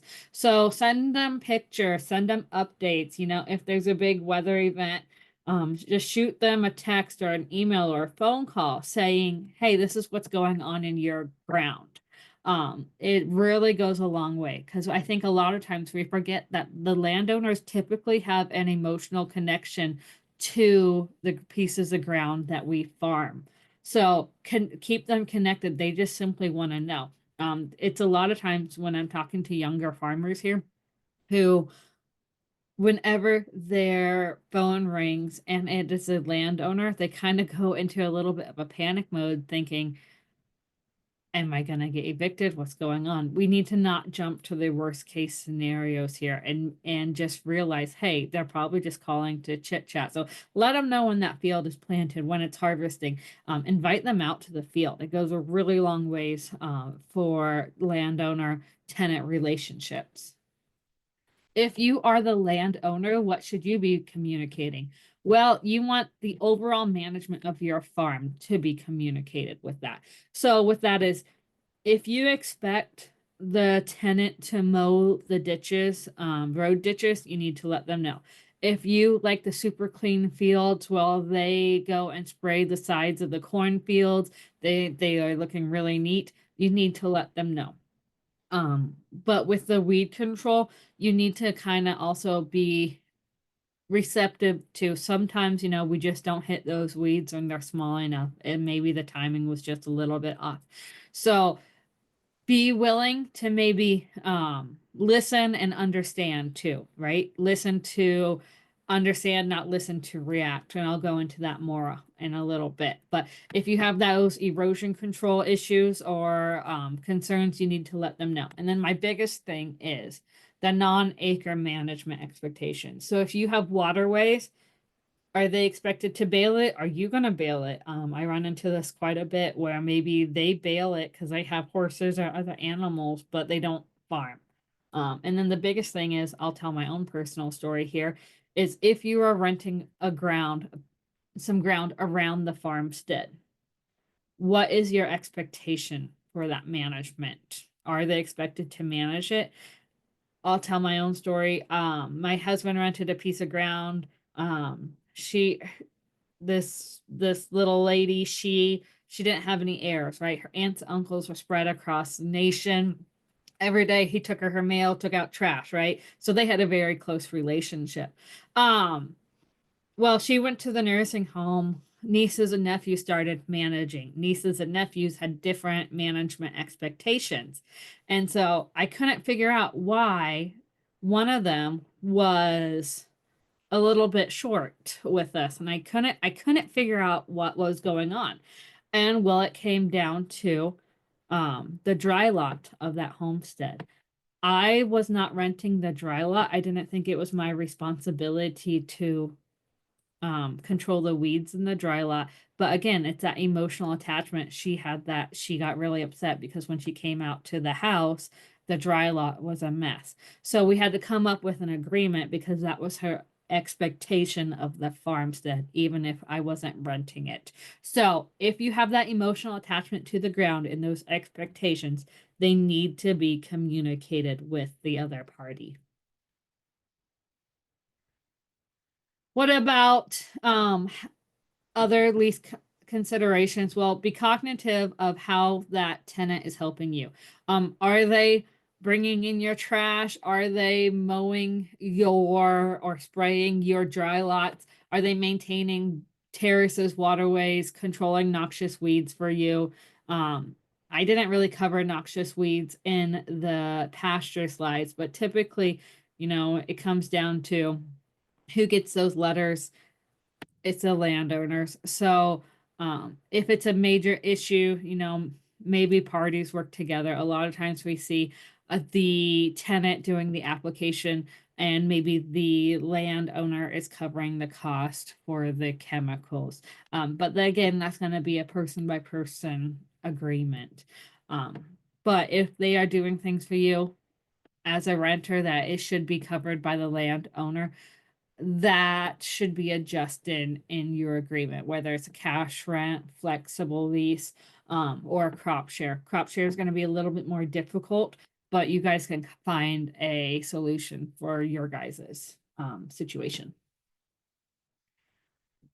Again, let's be talking more than just at negotiation time and here's your check. So invite them out, have that relationship. Don't send them to voicemail all the time. A lot of times it's just they're wanting an update or wanting to give an update. So help each other through this and communicate what you're doing. Have that written lease. It protects That written lease will protect the landowner and the tenant, especially if something bad were to happen. If that communication is there, trust is there, that written lease is there, those relationships are more likely to thrive in the future. So let's move on to farm. So there's three questions that came in the chat, and I think two of them are pertinent before we switch sections here onto farm All right. succession. So I'll just go ahead and read them out to you and see what you can provide for a response, and I can help out a little bit too. So the Okay. first question is, we are in southeast Nebraska where it's not always practical or common to have continuous cropping. Talking about revenue and expenses due to weather, cropping history, how do you handle renting a property when you have fallow ground present in the area? Do you want to talk a little bit about that? Sorry, I'm reading the question again. Okay, this is gonna be more that, it depends on your region. Jim, I don't have much experience with fallow, so if you're feeling a little bit more confident I in this one, you can take it. So I'll talk just briefly on this. When it comes to fallow ground, so you're talking about a portion or all of the property where there's a portion of it that's not being farmed for the current year for whatever reason. So say for example, if you had 160 acres and 80 acres sits fallow and 80 acres is farmed, how do you set the cash rent on that property? Well, under that case, there's two ways I've seen people do it. One, you charge a lower rate across all the acres that accounts for the ground that's not being farmed versus the ground that will be farmed, or you charge just simply one rate for the acres that are actually being farmed. Now, when you have some of that fallow ground that has to be sprayed for weeds or, maintained in that summer, that could maybe be drafted up in the lease that if, okay, a portion of that ground is not going to be farmed this year, maybe that tenant is going to be leasing it. Usually on fallow rotations, you have someone that's going to be renting it for a multiple period of time. And with that being said, that could be a provision in the lease that the tenant maybe conducts a spraying that property to kill the weeds off at least once in the summer or whatever the case is. So if it comes to saying cash run on fallow ground, you could either charge one rate on just the acres that are currently being farmed, or I've seen people charge a rate for across all the acres, but when you charge it across all the acres, it's going to be a much lower rate. So say, for example, if you get $50 an acre on just the acres that are being farmed, maybe you're getting a much, rate across all the acres. You're just averaging that amount of rent across all the acres. That's kind of one way to deal with that. Jessica Grosskopf, Shannon Sands are our counterparts in Western Nebraska that can help out with that. One other question I wanted you to address, Anastasia, you were talking about in an example where someone cannot necessarily move to cash rent because of taxes. Could you explain that statement a little bit more or anything that comes to mind on that? Yeah, so this is typically when somebody passes away and their heir is now inheriting the rental agreements. And when I say you can't move to cash rent because of taxes, it's usually because they have crop inputs, and they are using them as deductions. Whereas if they were just to transition completely over into a cash rent, that's just income. They don't have any deductions off of it. So, that's going to be something that probably isn't as common, but as we are expecting a large amount of land to transfer here in probably the next 10 years, be cognitive of what your situation is, and before you go and make some major changes to rental agreements, if you are inheriting land and keeping it, you might want to talk to a tax professional to see what your tax liabilities are if you switch, because maybe you can do an easy transition over to a cash rental situation. Maybe you can't, depending on what you're selling, what deductions you have, all of that different stuff comes into consideration. But yeah, that's typically when somebody inherits a lease. Yep. All right, we had one last question. I can take a shot at this, or you can as Okay. well before we get started on the farm succession. How common is it for a tenant to provide basic production reports and for the tenant to provide O&M reports, which I would assume they're referring to operation and maintenance on pivot and irrigation equipment owned by the question was cut off, but I think it was owned by the landlord. Yeah. So how common is So, it to share that information, Anastasia? Things like production, maybe I think they're yeah, referring to maybe like yields, crop yields, yeah. or basic upkeep So on irrigation equipment. Go ahead. let's first tackle the basic production reports. So a crop share is going to be a lot easier to share those records, right? Because you're going to see what your share of that crop is going to be. Now, in a flexible lease, you should be sharing those. In a cash rent, the tenant does not have to share those. Legally, they don't have to share them either. So I like using some different scenarios here. If I am renting from Jim, and Jim wants my 10-year yield history, commonly referred to as APH or average production history, I don't have to share it with him. Now he could put it in his lease that from in the future on, I would have to share my production history. Um, but I wouldn't have to share my past history because that is the tenant's ownership. Now, if you are a landowner and you are asking for the basic production report, the tenant is probably going to get a little bit nervous and asking like why, like, and it's not that well, let me rephrase this. It's probably because it's a yield reports at the coffee shop are a lot like fish stories, right? If I am going to tell you my yields, I'm going to tell you my one that I got the record crop yield on this last year. It actually, hit all the right range where it's a field 3 miles over chopped for silage because there was nothing in it. So that's something that farmers kind of do to themselves. We never tell the bad stories. We always just tell the, great crop yields. But you can request it in a lease. You can request a basic production reports. A lot of times, if you just explain to them and say, "Hey, I just want to know, like, how is it doing?" They'll probably just give it to you. So it all kind of depends on how you approach it. For the tenant to provide different reports on pivot and engine equipment, that's probably going to be a case by case situation. A lot of times I feel like tenants just do the maintenance and repairs on it, and they typically don't cover it. I think it's going to be, if you have a really long-term relationship with somebody and they are taking great care of it, and you never get any production reports, you're probably fine to keep it that way.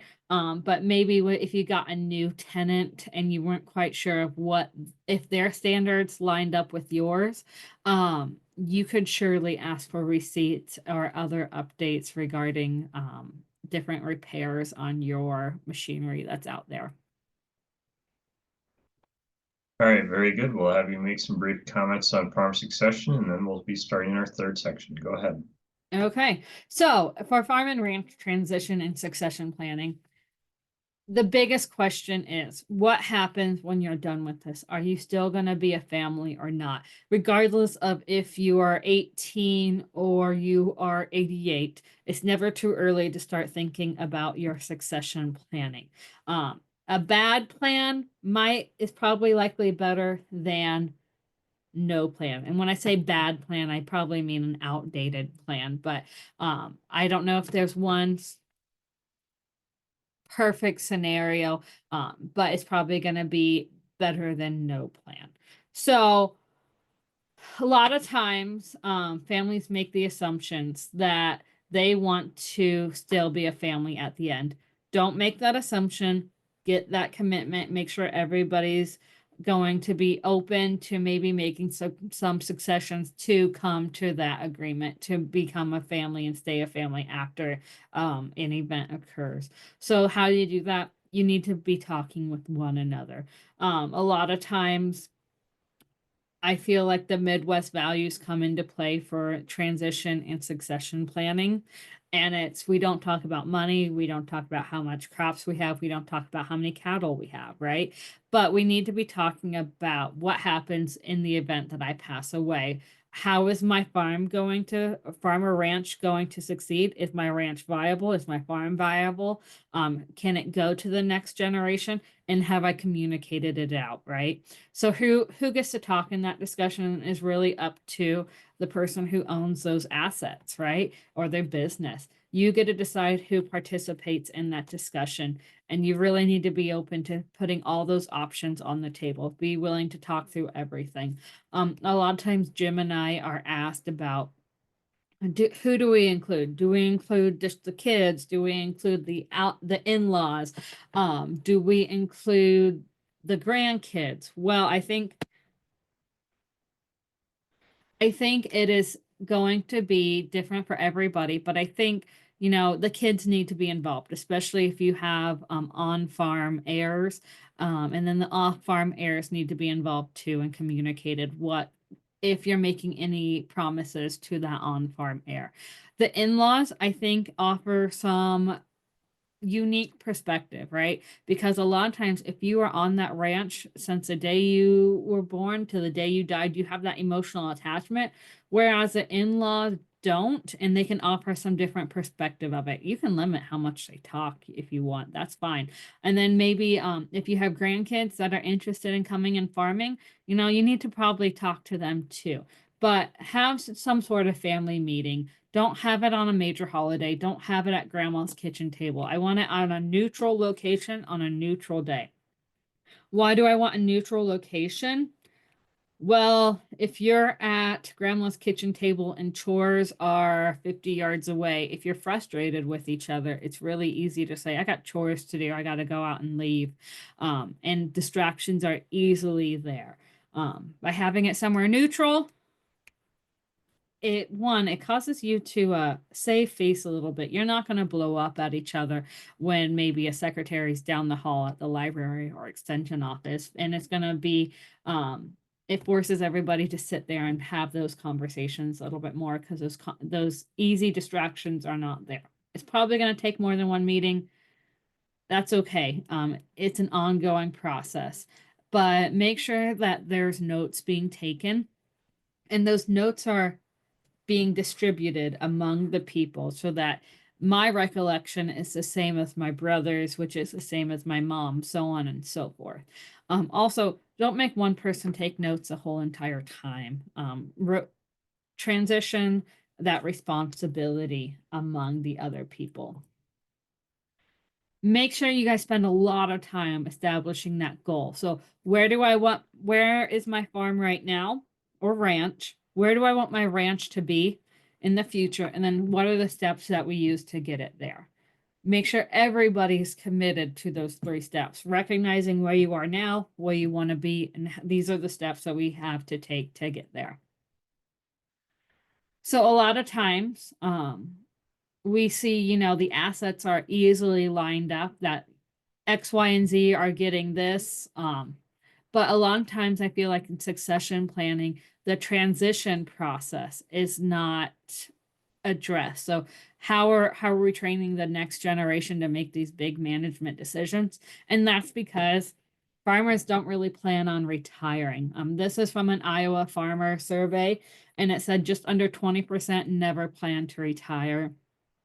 Just over 50% said that they plan on semi-retiring. And so this looks like maybe they are stepping back from the labor-intensive roles, but they are still heavily involved in the management decisions of the farm.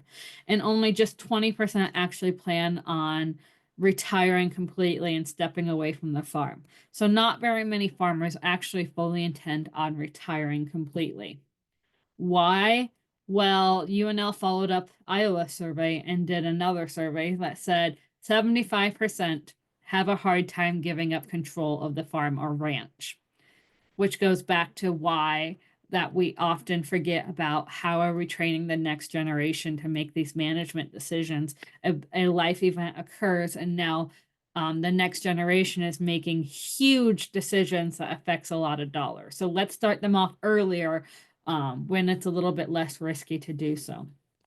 Just about 70% said that modern equipment allows them to farm longer, which it goes down to they don't know what else they would do. So they're just going to keep on farming. Just over half of them do not have a successor. I have a program for that. Hit me up later. Well, I can talk about that. And then 66% of them relate retirement to their own mortality. It's not easy to think about your own death. So therefore, we're just not going to think about it. And might not be the best thing to do. So even though producers may not be planning to retire, we're all going to face mortality one way or another. So we need to be thinking about what happens to our material possessions, what happens to our business when we are gone. Can it thrive or not? Don't assume that starting a transition plan is too complicated. A lot of times we make that assumption. It's a lot of mental work, and it's really hard to think about our own death. But I think the biggest obstacle in succession planning or transition planning is the fear of what happens if I am the reason my kids do not get along in the future because of the decisions I made today, right? I don't want to be responsible for that. So we're afraid of doing something wrong. It might be good now, but what if it's wrong in the future? Well, the good news is most of these are easily changeable. Some are a little bit more complicated, but they can be changed. So, where to start? Well, I think the first thing is everyone should have a power of attorney for your health care. So whether you are 18 and going to college, you might still be on mom and dad's insurance, you still need to have that health care directive if you get in an accident so that they can decide on what happens to you. And then a power of attorney for everything else. Have those end of life documents made. And then we need to be thinking about our business succession plan. How does my business success is it can my business survive or not? And separate from our estate plan. So our estate plan, wills, trust, LLC, that's how we get those physical, like the machinery, land, all of that. Those are the legal tools that we use to transfer that to the next generation. But what are we doing to set up our business to succeed in the future? A lot of times we get stuck in the circle of inaction, right? One, you think about we should have a plan. You go to a meeting or a lawyer, you leave, you're overwhelmed, you have a headache. So no action gets taken. And then usually a big life event occurs, and then you're back at step one. Let's try to break out of this cycle. So, how do you do that? One, step one, you write down what you have. If you have a loan at a bank, good chance of you probably have a balance sheet there. Get your inventory. Make sure you write down everything that you own, but also everything that you have debt, right? All of your debt should also be in there. Get your balance sheet, adjust it accordingly, and then have a family meeting. Who's in, who's out. Before that family meeting, you probably need to step back to a step 1.5. Have those individual conversations prior with your heirs. And, maybe it's just when you're driving and say, hey, what do you want to have happen with the farm? Give them time to think about it before everybody comes at a family meeting and everybody's shocked that, hey, you're even thinking about this. So give them a little bit of heads up, right? So then ideally, here's your plan. You're at step 3. Great. You go to a professional. They put the right tools into place. I really recommend people don't get stuck in the nitty gritty details of, well, a trust worked really great for my neighbor. I need a trust. Don't get caught in that mentality. Say that here are my decisions I want to make. And usually it kind of comes down into 3 different life decisions when you're thinking about your succession plan. Do you want to minimize taxes? Do you want to be fair?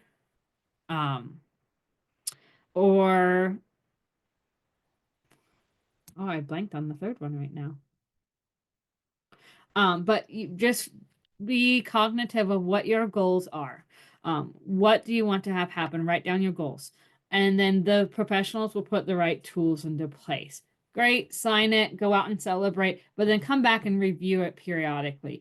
Think about, what happens if someone gets married, gets divorced, have a kid, have legal issues, whatever the case might be. Go back and review it periodically and update it as you need to. And then if you are the parents of it, don't make these assumptions that the kids are all going to get along great. Is that going to continue? Don't assume that your kids are going to want to keep the land in the future. You might have that emotional attachment, but do your kids, do they want to do a 1031 transfer? Do they want to sell it and buy a house where they live? I think it's something that we all need to be thinking of, especially as more and more generations are being removed from the farm. The kids are just going to have to figure out how to divide it when I'm gone. I don't care what happens. Another one is I have 4 kids. All of my assets have to be divided equally to each kid. That's the only fair way to do it. Well, what's the definition of fair? And then the promise of someday this will all be yours. If you're making these promises, it's not real unless it's in writing. So if you're making these promises, you need to be putting the right tools into place legally to make that happen. Those empty promises cause a lot of surprises and a lot of hurt feelings when you pass away. So again, go back to think about, will you still have a family after you're gone? Make everybody committed to that. And if you are not the person who owns the generation, owns the assets, maybe you're the second generation of it, you can't force somebody to make these decisions. But they need to be on the same page. Is mom, dad, grandma, grandpa, is everybody on the same page? It all needs to be worked out. So I know I just really covered a lot of information on succession planning, and it's just the tip of the iceberg. We have more resources available, but I do want everybody to start thinking about, where is my farm or ranch now? Where do I want it be? And then how do we get it there? It's never too early to start thinking about. So this next part is a little bit fun. I don't Yeah. know if we are going to be answering some questions right now Yep. or So tell you what, we got basically two questions that came in. If you want to bring them open on your end, Anastasia, yep. I think we'll maybe tackle the first. I guess it's one question that came in two different shots here. You can try it or I can try it as well. And then we have a third one on cash rent that I'll address. So the first question is, do you have a situation on the topic of farm succession or farm and ranch succession? You have three sisters that inherited land together, so evidently they must have grown up on the property. And so mom and their parents are gone, and the three sisters inherited the land together, and one has passed away, and this individual must have only had one daughter that owns a third of the land. This individual is not married and doesn't have any children. How do we ensure that the land stays with the original family if something happened to the one descendant that owns the land and doesn't have any other descendants? Anastasia just got knocked off here again with her internet. But it's kind of a tricky question to answer. But in answering this question, my suggestion is if you have someone that has inherited the land, but they don't have any descendants to give it to, and then once the ground's on someone's name, you really can't control that interest in it. But my suggestion to someone would be is if you do have someone that doesn't have any descendants to leave an asset to, you might consider setting up some type of a situation where maybe you could offer a financial buyout of that individual share of the land. So maybe you could offer, if this individual wanted to leave some money to a church or a school or, whatever that they were involved with in their life, you could always suggest that maybe they have some type of a buyout agreement after they're gone. Okay, if they're gone, you can always specify it in one's final wishes that you'd like that asset to be um, sold, at the time of their passing to the descendants. Maybe they have rights of first refusal to other descendants that are in relation to this individual, but not the direct descendants.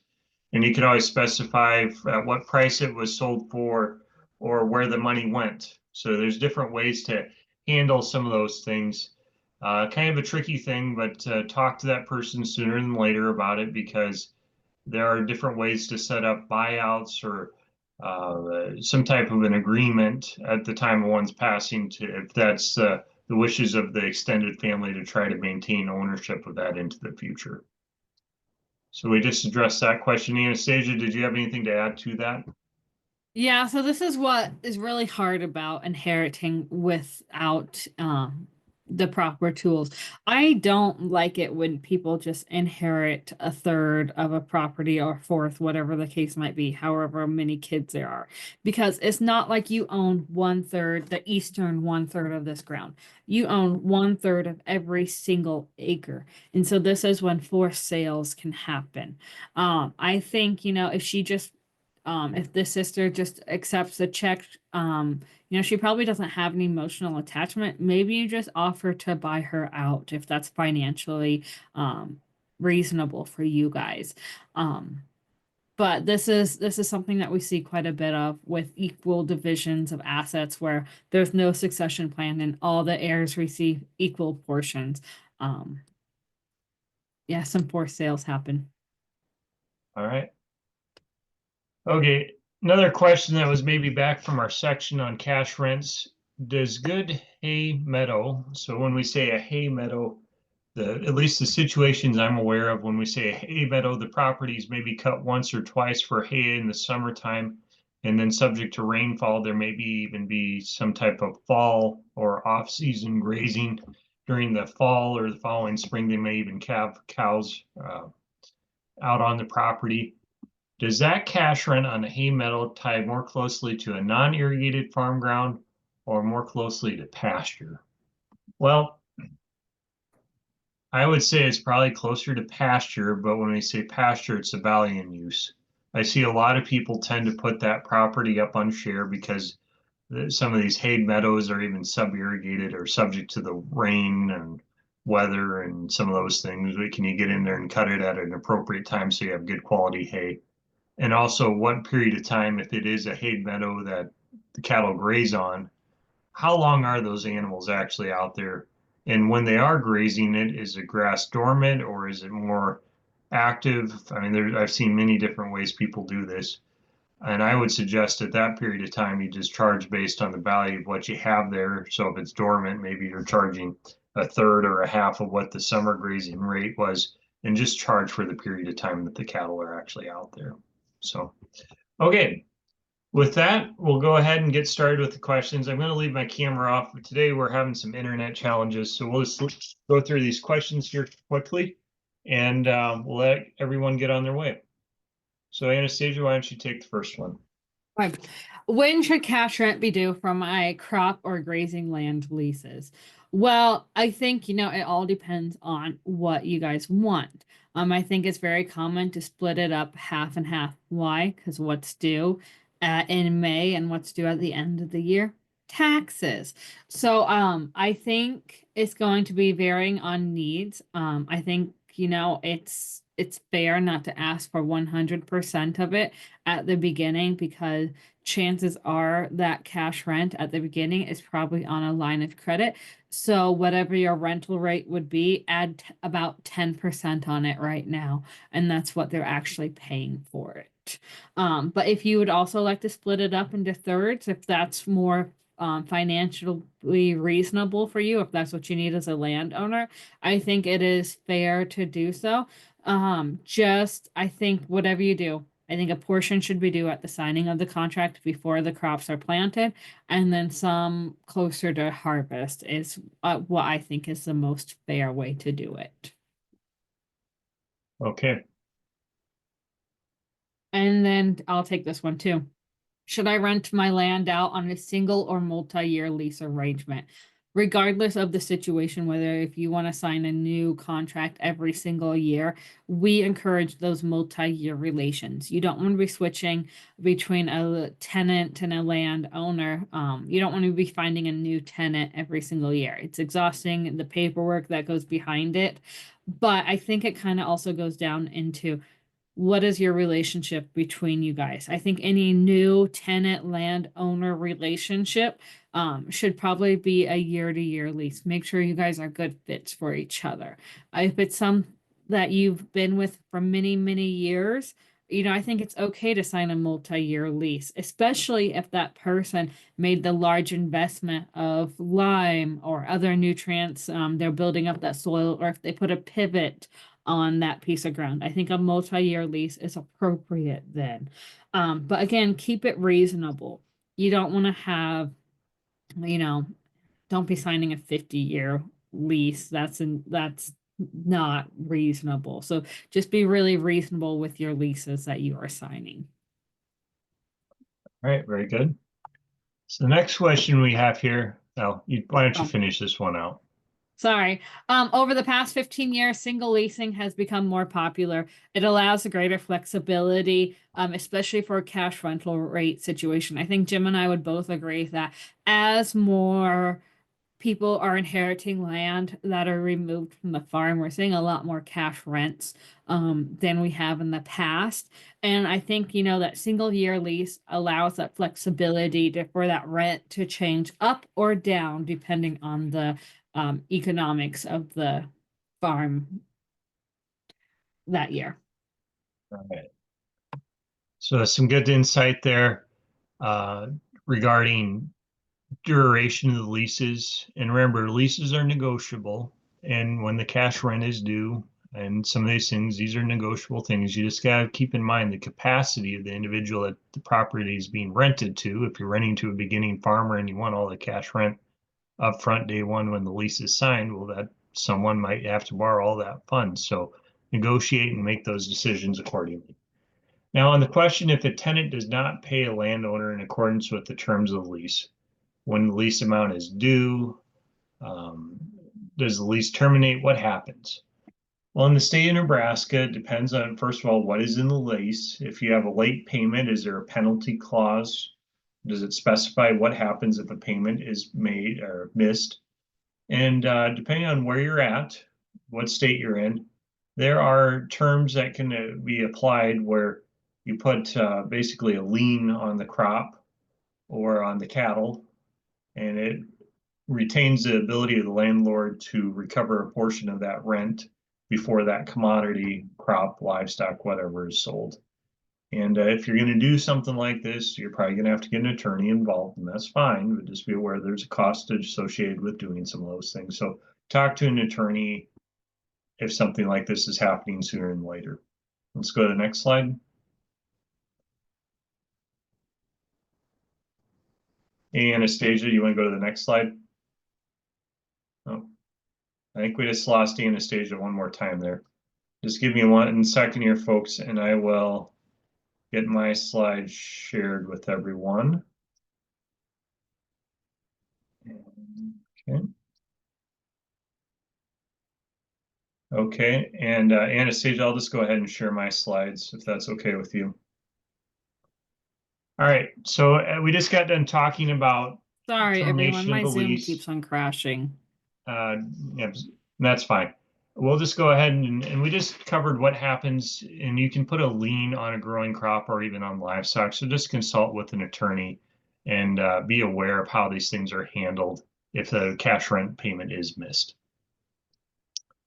All right, I'll just cover these two lease arrangements here briefly.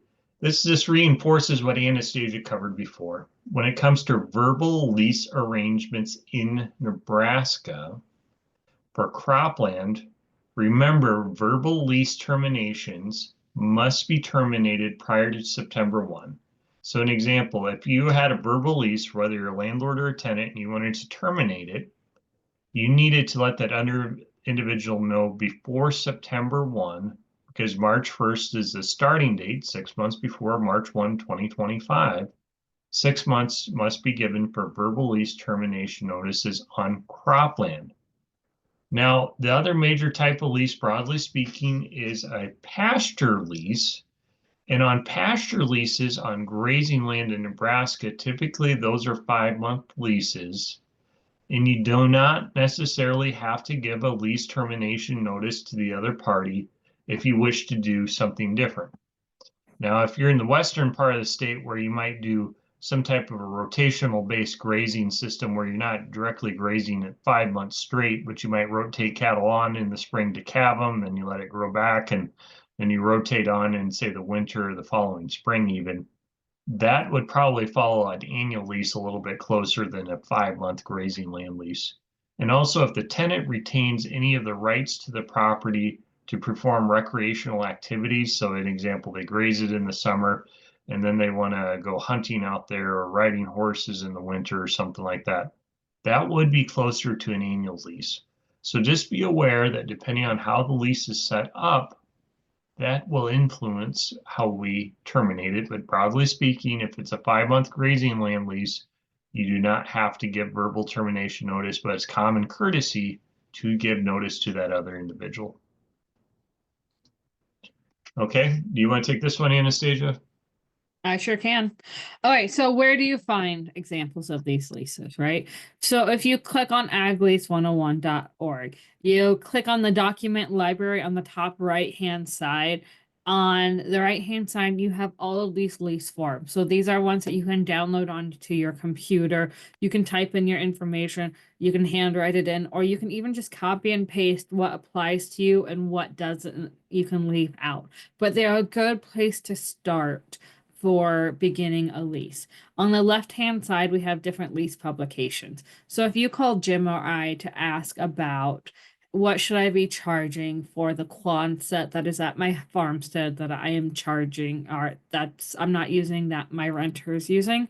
This is where we're going to pull these numbers from. It's a multi-state survey that worked this out, but I will say it's 10 years old, so you're probably gonna need to up it some, whatever you're feeling comfortable with. But it's the best information and only information that we have for farm building, in that last link, that farm building rental rate survey. Yeah, and if you're someone that doesn't have a printer, stop by your local library. They can give you if they charge a quarter a page or something for $1 or $2, you could probably run off a copy of the lease if that's something that you'd like. So just be aware there are different places where you can find that.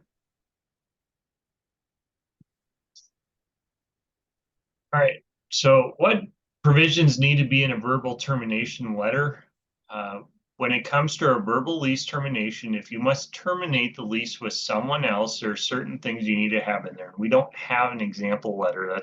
You got to go to an attorney to get that. But the things that you would probably see in a termination letter, you have the date that it's being sent. And remember, if you're sending it in the mail, make sure you get it sent sooner and later because the mail seems to be taking longer than it used to. Name of the landlord and tenant, description of the property, terms stating the termination of the lease, if they have any personal property present out there. So if they had livestock out there and they had a mineral feeder, or if they had irrigation equipment, let's say like an electric motor or irrigation piping or whatever, it needs to get removed. And if you are not comfortable sending this type of a letter, you can always hire the legal services of a legal representative, such as an attorney, to do it on your behalf. Just put together a practical letter that can go a long way. And if you want to have proof, we need to send this as certified mail. Certified mail, you can get a little number that I think you can go online and it gives you the exact date and time when it was actually delivered and things like that. All right, Anastasia, why don't you take this one? Yep. If the ground will be sold and the current lease ends on February 28th, does notification need to be given to the tenant on lease termination? Well, again, we always say that you should have that professional courtesy to let them know. Let them know if you're going to go a different direction. So if your written lease ends on February 28th, no, you don't need to give that notification. But go ahead, offer that professional courtesy to somebody. It's going to come down to what your written lease says, if you need to terminate or not. Okay, very good. So we kind of wrapping up the questions on related to verbal leases and lease arrangements and where we can find some of these things. Let's talk a little bit about agricultural improvements. When it comes to agricultural improvements, so one of the big questions, and I'll reinforce what Anastasia stated here on some earlier slides, who pays the bill if the tenant hires a third-party company to come out and work on some of your irrigation equipment, such as a pivot, for example? Is that a landlord or tenant expense? Well, first thing is, in a good written lease, we need to have it specified in there how are expenses handled related to the use of the equipment. Are they a minor repair like getting a flat tire fixed, or are we talking a major upgrade like replacing the pump underneath the ground that has to be pulled out? And major expense. It's not uncommon that to have a provision in there that the tenant's going to cover the first certain amount of expenses, kind of the consumables of it, say the nozzles or the tires or adding some oil or something to the gearbox. We've seen different lease examples over the years of maybe 500 to $1,000. But if it falls outside that expense, how is it specified when it comes to handling that expense? And what I mean by that is if the third party expense is above that amount, or if the land tenant can't get a hold of the landlord, what's the lease say? Does the tenant just pay that bill and then they get reimbursed or it gets deducted off the rent? That's a negotiable thing. So just keep that in mind, all right? All right, I'll let you take the grain bins here, Anastasia. Okay, so you have some grain bins on your property. The tenant wants to use them. What do you charge for rent? Well, the first question is, what is the size of them? You know, the small bins on the left-hand side, those probably don't have as much value as the large bins on the right-hand side. So, you know, those 3,000, 5,000, are they obsolete on the farm now? Maybe some people might have some value, but if they want to use those little ones, maybe you just let them have it. You know, a full bin is probably better than an empty bin. Have them pay for the electricity. The large bins carry a lot greater degree of rental value. So how do you charge for those? Next slide.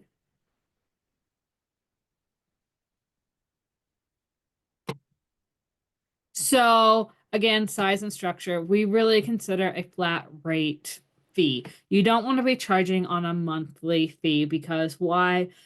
If I'm renting from somebody and I'm charging a monthly fee, what's the first bit I'm going to empty out the one I'm paying a monthly fee on, right? So have a yearly charge somewhere in between 10 to 20 cents per bushel. And have that be your what you charge. That's how I would recommend doing it. Okay. And then also with a grain bin, you probably need to be hooking up its own meter. A lot of times, Jim and I will get a phone call from somebody who has grain pins on the homestead, and all of a sudden their electricity just spiked because they're running the dryers. Maybe this wasn't the case last year, but in other years, yes. So if you are renting from somebody and it's on a homestead, that grain bin site is on a homestead, consider hooking up its own meter so that you pay for your bins accordingly. Okay. All right. That's good advice on handling of those types of improvements. Let's talk a little bit about fence law. I think this is a common thing that we see in Western Nebraska. So who is responsible for establishing or maintaining a fence on two adjoining properties? Is it the owner of the cattle? Is it the owner of the land? Well, on grazing land, a general rule of thumb is it's the owner of the property. And in Nebraska, you meet at the middle of how we think this through. We meet in the middle of the fence line between the two properties. One individual looks to their right, the other one looks to their right, and that's the portion they're responsible for, assuming the property is similar terrain. Now, if the other person that looks to their right has really, really rough terrain, like a ditch or a gully or some other large obstruction that's exceptionally hard to work through, then you're supposed to kind of mutually negotiate how do we handle that. But it's a shared expense. It's a shared expense even when on the one side of the fence it's a cornfield, the other side of the fence is a pasture, and the side with the cornfield has no cattle on it ever. And there are rights and responsibilities specified in the state of Nebraska law. So who's responsible for maintaining it, and the proper agreement for establishing and maintaining it. The state of Nebraska statutes even specify how many rods, the distance between the posts, and all these different things. So if you can't get along with your neighbor on your fencing, once again, you can solicit the services of a legal party to represent your interests on this topic. But I would suggest that if you can come up with a mutually agreeable solution, you got to keep in mind, if you're dealing with a retired landowner that maybe is in a long-term care assistance care facility of some type, they may not have a lot of funds available to be dealing with these things. So what's the most practical solution we can come up with? That's what we encourage you to deal with. Okay, Anastasia, why don't you take this one? Yep. Another consideration is are your neighbor standards the same fence standards as my own? So, I came from flatland irrigated area where we ripped out all the fence. So my standard of fence might be a little bit different than Jim's. So if you're somebody who has a really high standard of fence, chances are you might be taking on a little bit more responsibility if the other party's doing bare minimum there. So here's the scenario for this question here. You have cattle out on the roadway. If you have cattle, it'll happen at some point, right? An accident occurs. Who has the liability? Well, under current Nebraska law, just because the cattle are out does not mean that the cattle owners are liable. The person who hit. Yeah, I think Anastasia might have dropped out there. When you have someone, that person that hits the cattle, they must prove that the cattle owner, were negligent. And what we mean by that is they have to prove that there was an open gate, that the fences were not being maintained, there were other issues surrounding that property. And examples of a situation where the property is not being maintained, say, for example, the fences aren't being maintained, a gate was left open, and that's how the cattle got out. And if the reason the cattle got out and you hit them with your vehicle, that's who's liable. So that's when we talk about liability. The burden of proof relies on the person hitting them. So Nebraska law favors the cattle owner a little bit more. But by all means, producers and landowners, you need to maintain your fences. And also cattle operators, people renting around, it's uncommon to see them be required to carry some type of a farm liability policy to protect against lawsuits surrounding accidents with cattle getting out on public roadways. So that takes care of that. So the burden of proof relies on the individual that actually hits the cattle. So if you have a prior history, like people calling the local sheriff's office if your cattle are out, there's clearly there was a gate left open, the fences were not being maintained, whatever. And here on wrapping up the slides here a little bit, some of you may have seen some different things in the news about some of these, they call them carbon or hydrogen pipelines. Can I be forced to provide an easement on my land to allow a carbon or hydrogen pipeline to be built? Well, under the current Nebraska statutes, that authorizes what we call eminent domain, carbon pipelines are not considered to be a common carrier. Because they're not considered to be a common carrier under established norms, we don't consider those, or they are not able to be used eminent domain to get access to the land. Now, if you have a property that you want to build, say somebody wants to put a crude oil pipeline across it, or a natural gas, or a big electrical energy transmission line, under that case, those properties would have the use of eminent domain could be used on them to establish that. That is established law. Carbon or hydrogen pipelines are not considered under the current statutes to be a common carrier, though. So attempts have been somewhat limited. I think if you're reading the news right now, the South Dakota legislature, this past session, their sessions ended for the year already. If you're reading the news and you notice this map here where they want to build this carbon pipeline to store carbon up in the, I think some mining areas up in North Dakota somewhere, liquefied carbon gas. What you see here is we have to cross South Dakota. Well, South Dakota made some laws take effect that you cannot use eminent domain to gain access to one's ground to build a carbon pipeline. So if they do build this pipeline, the big question is going to be maybe they'll have to reroute it, and we won't see these ethanol plants in South Dakota that get hooked up to it. Maybe we're going to have to see this ran through parts of Minnesota differently. I don't know. This is an active thing in the news. Just be aware of it.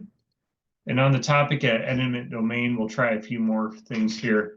What about wind turbine?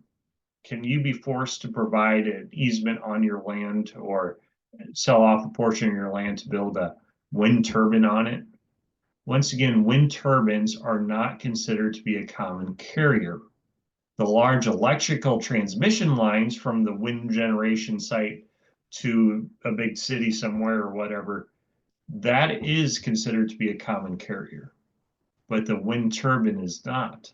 So just be aware of how that works. And if you ever get approached by any of these things, I know legal professionals cost money. Just be aware that you need to contact someone to represent your interests, especially if you are involved either in an eminent domain or if you want to participate in some of these things. Get someone to represent your interests in this easement negotiation. These are long-term contracts when people sign up for these things. And what about solar panels? Can you be forced to provide an easement to build a solar panel setup on your ground. Well, typically solar panels are just a long-term lease. They're not an easement. And you agree over a 20 to 30-year period. Maybe there's an option to renew it even longer than that in the lease. But typically these are not buying of land to put them permanently out there. The landlord gets a long-term lease. But once again, you cannot be forced to have an easement that allows access to the property for this. But you could for, let's say, a big electrical transmission line that has to be built to take away all the energy from the solar panels or the wind turbines or whatever the case is, for example.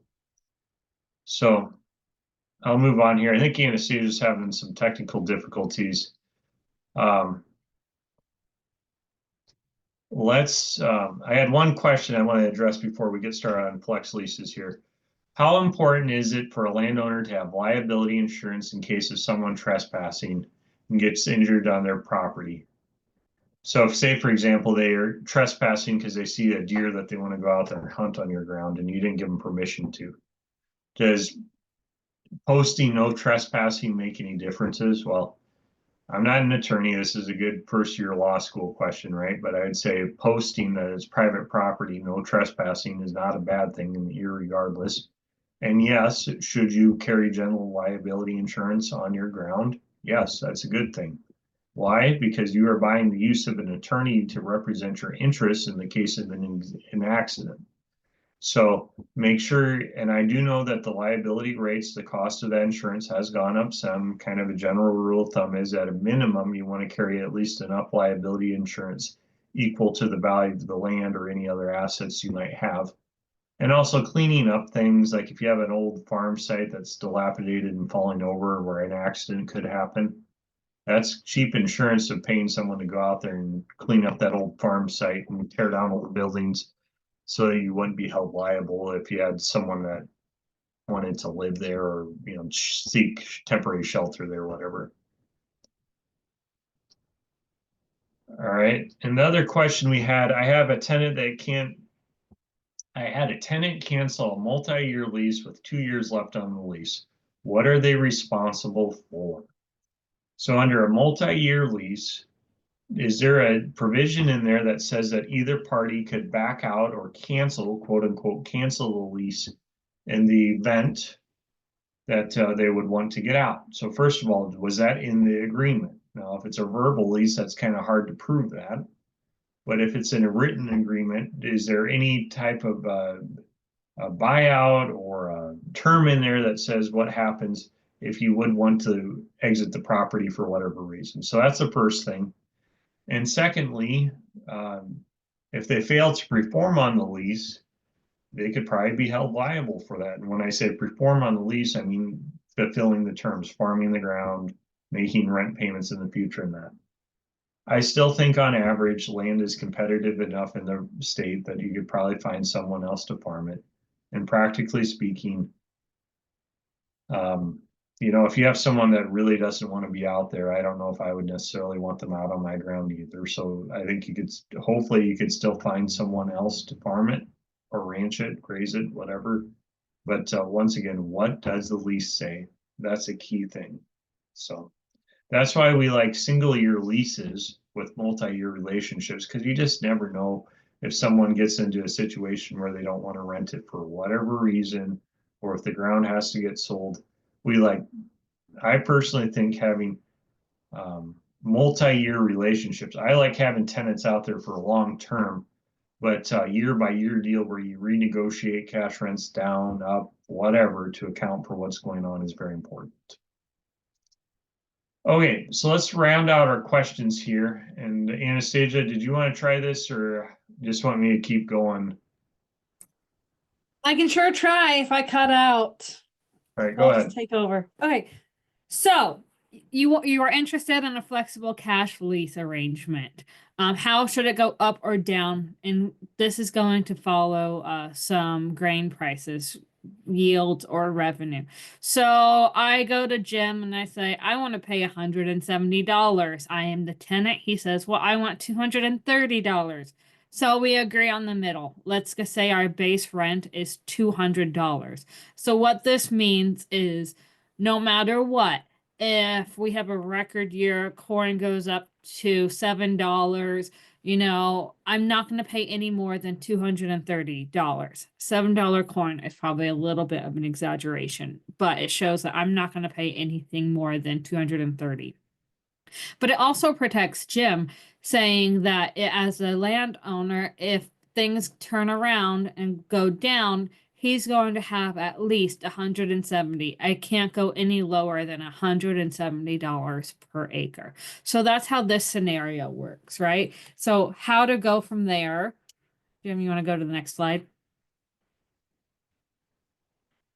So this flexible lease arrangement, this is going to look at corn prices, the increase and decrease. So let's say that the rental rate, again, $200. Let's say our 5-year APH is 150 bushels. So again, you're going to have to get this 5-year average production history from your tenant. They're going to need to share it.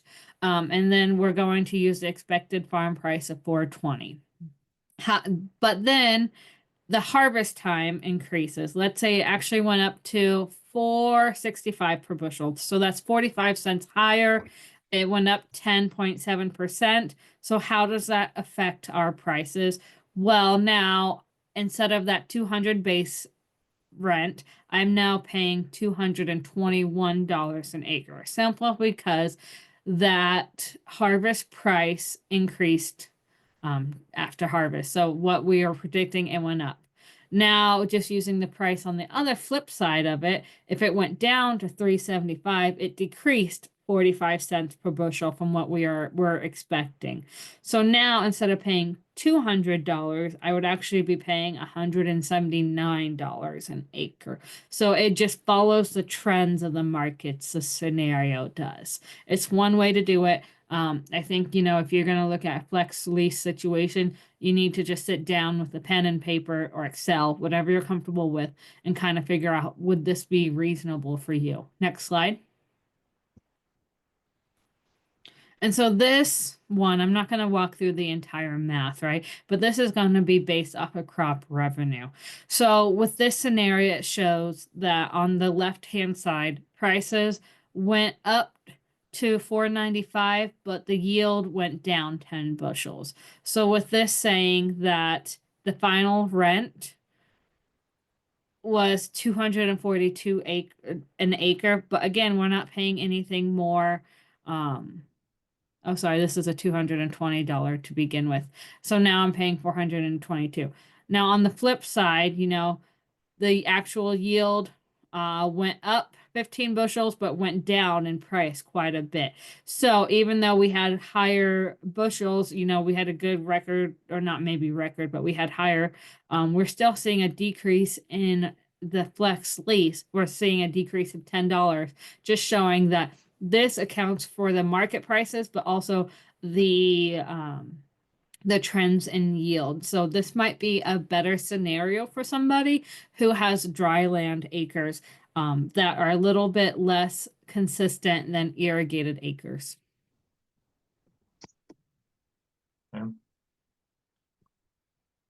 All right, so we're here towards the tail end of our slides today. Just a reminder, we do quarterly land management meetings that are only an hour long. Today's meeting was a little bit extended and we have had some technical difficulties today, but we'll get those corrected. And I will remind you, if you'd like to watch this webinar again, it will be recorded and posted online. And also please keep in mind that Thursday, you can also watch that recording as well. On our upcoming webinar we have on Monday with what we call Ag Land Management Quarterly, see the topics that we have listed here. And Anastasia, do you want to talk about Nebraska Landlink?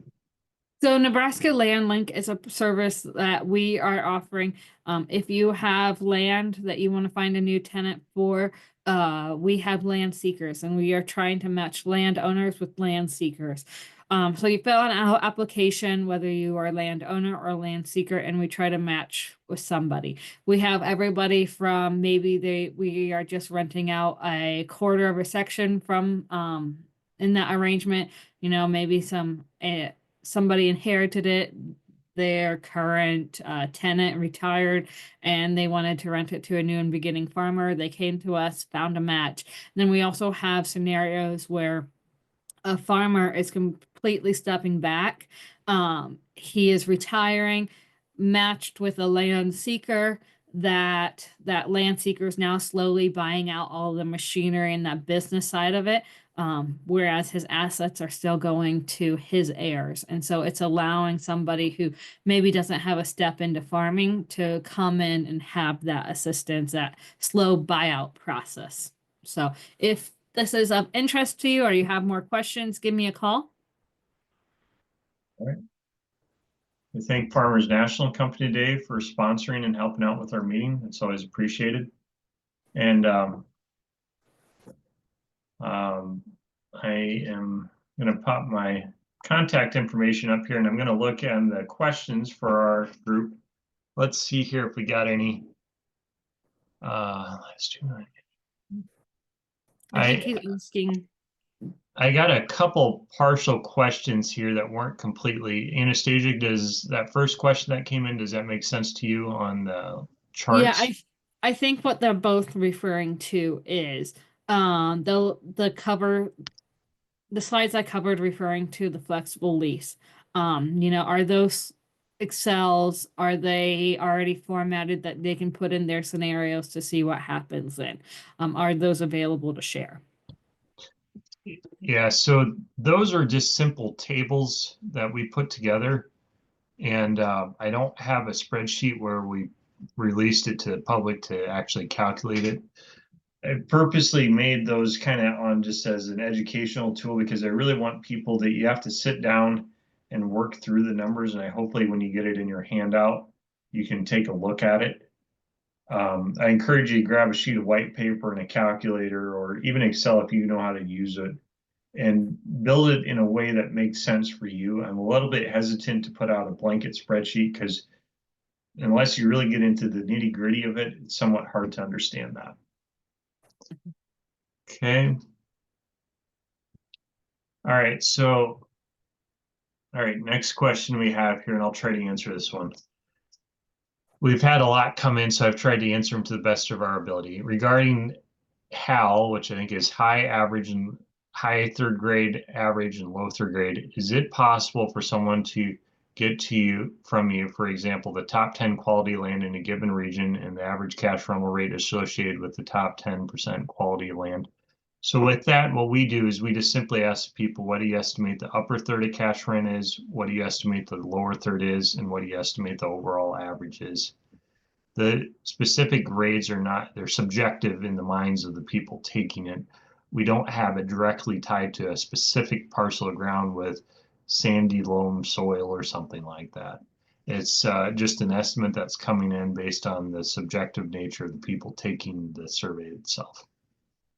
I'll add to this one too and say like when these surveys are sent out, it's land managers who are managing a large number of ground who is filling out these surveys. So it's not just, one or two farmers getting surveyed answering these questions. There's a variety of people, just not people working in the real estate industry, but people like agricultural bankers. That's a growing number of people that take the survey.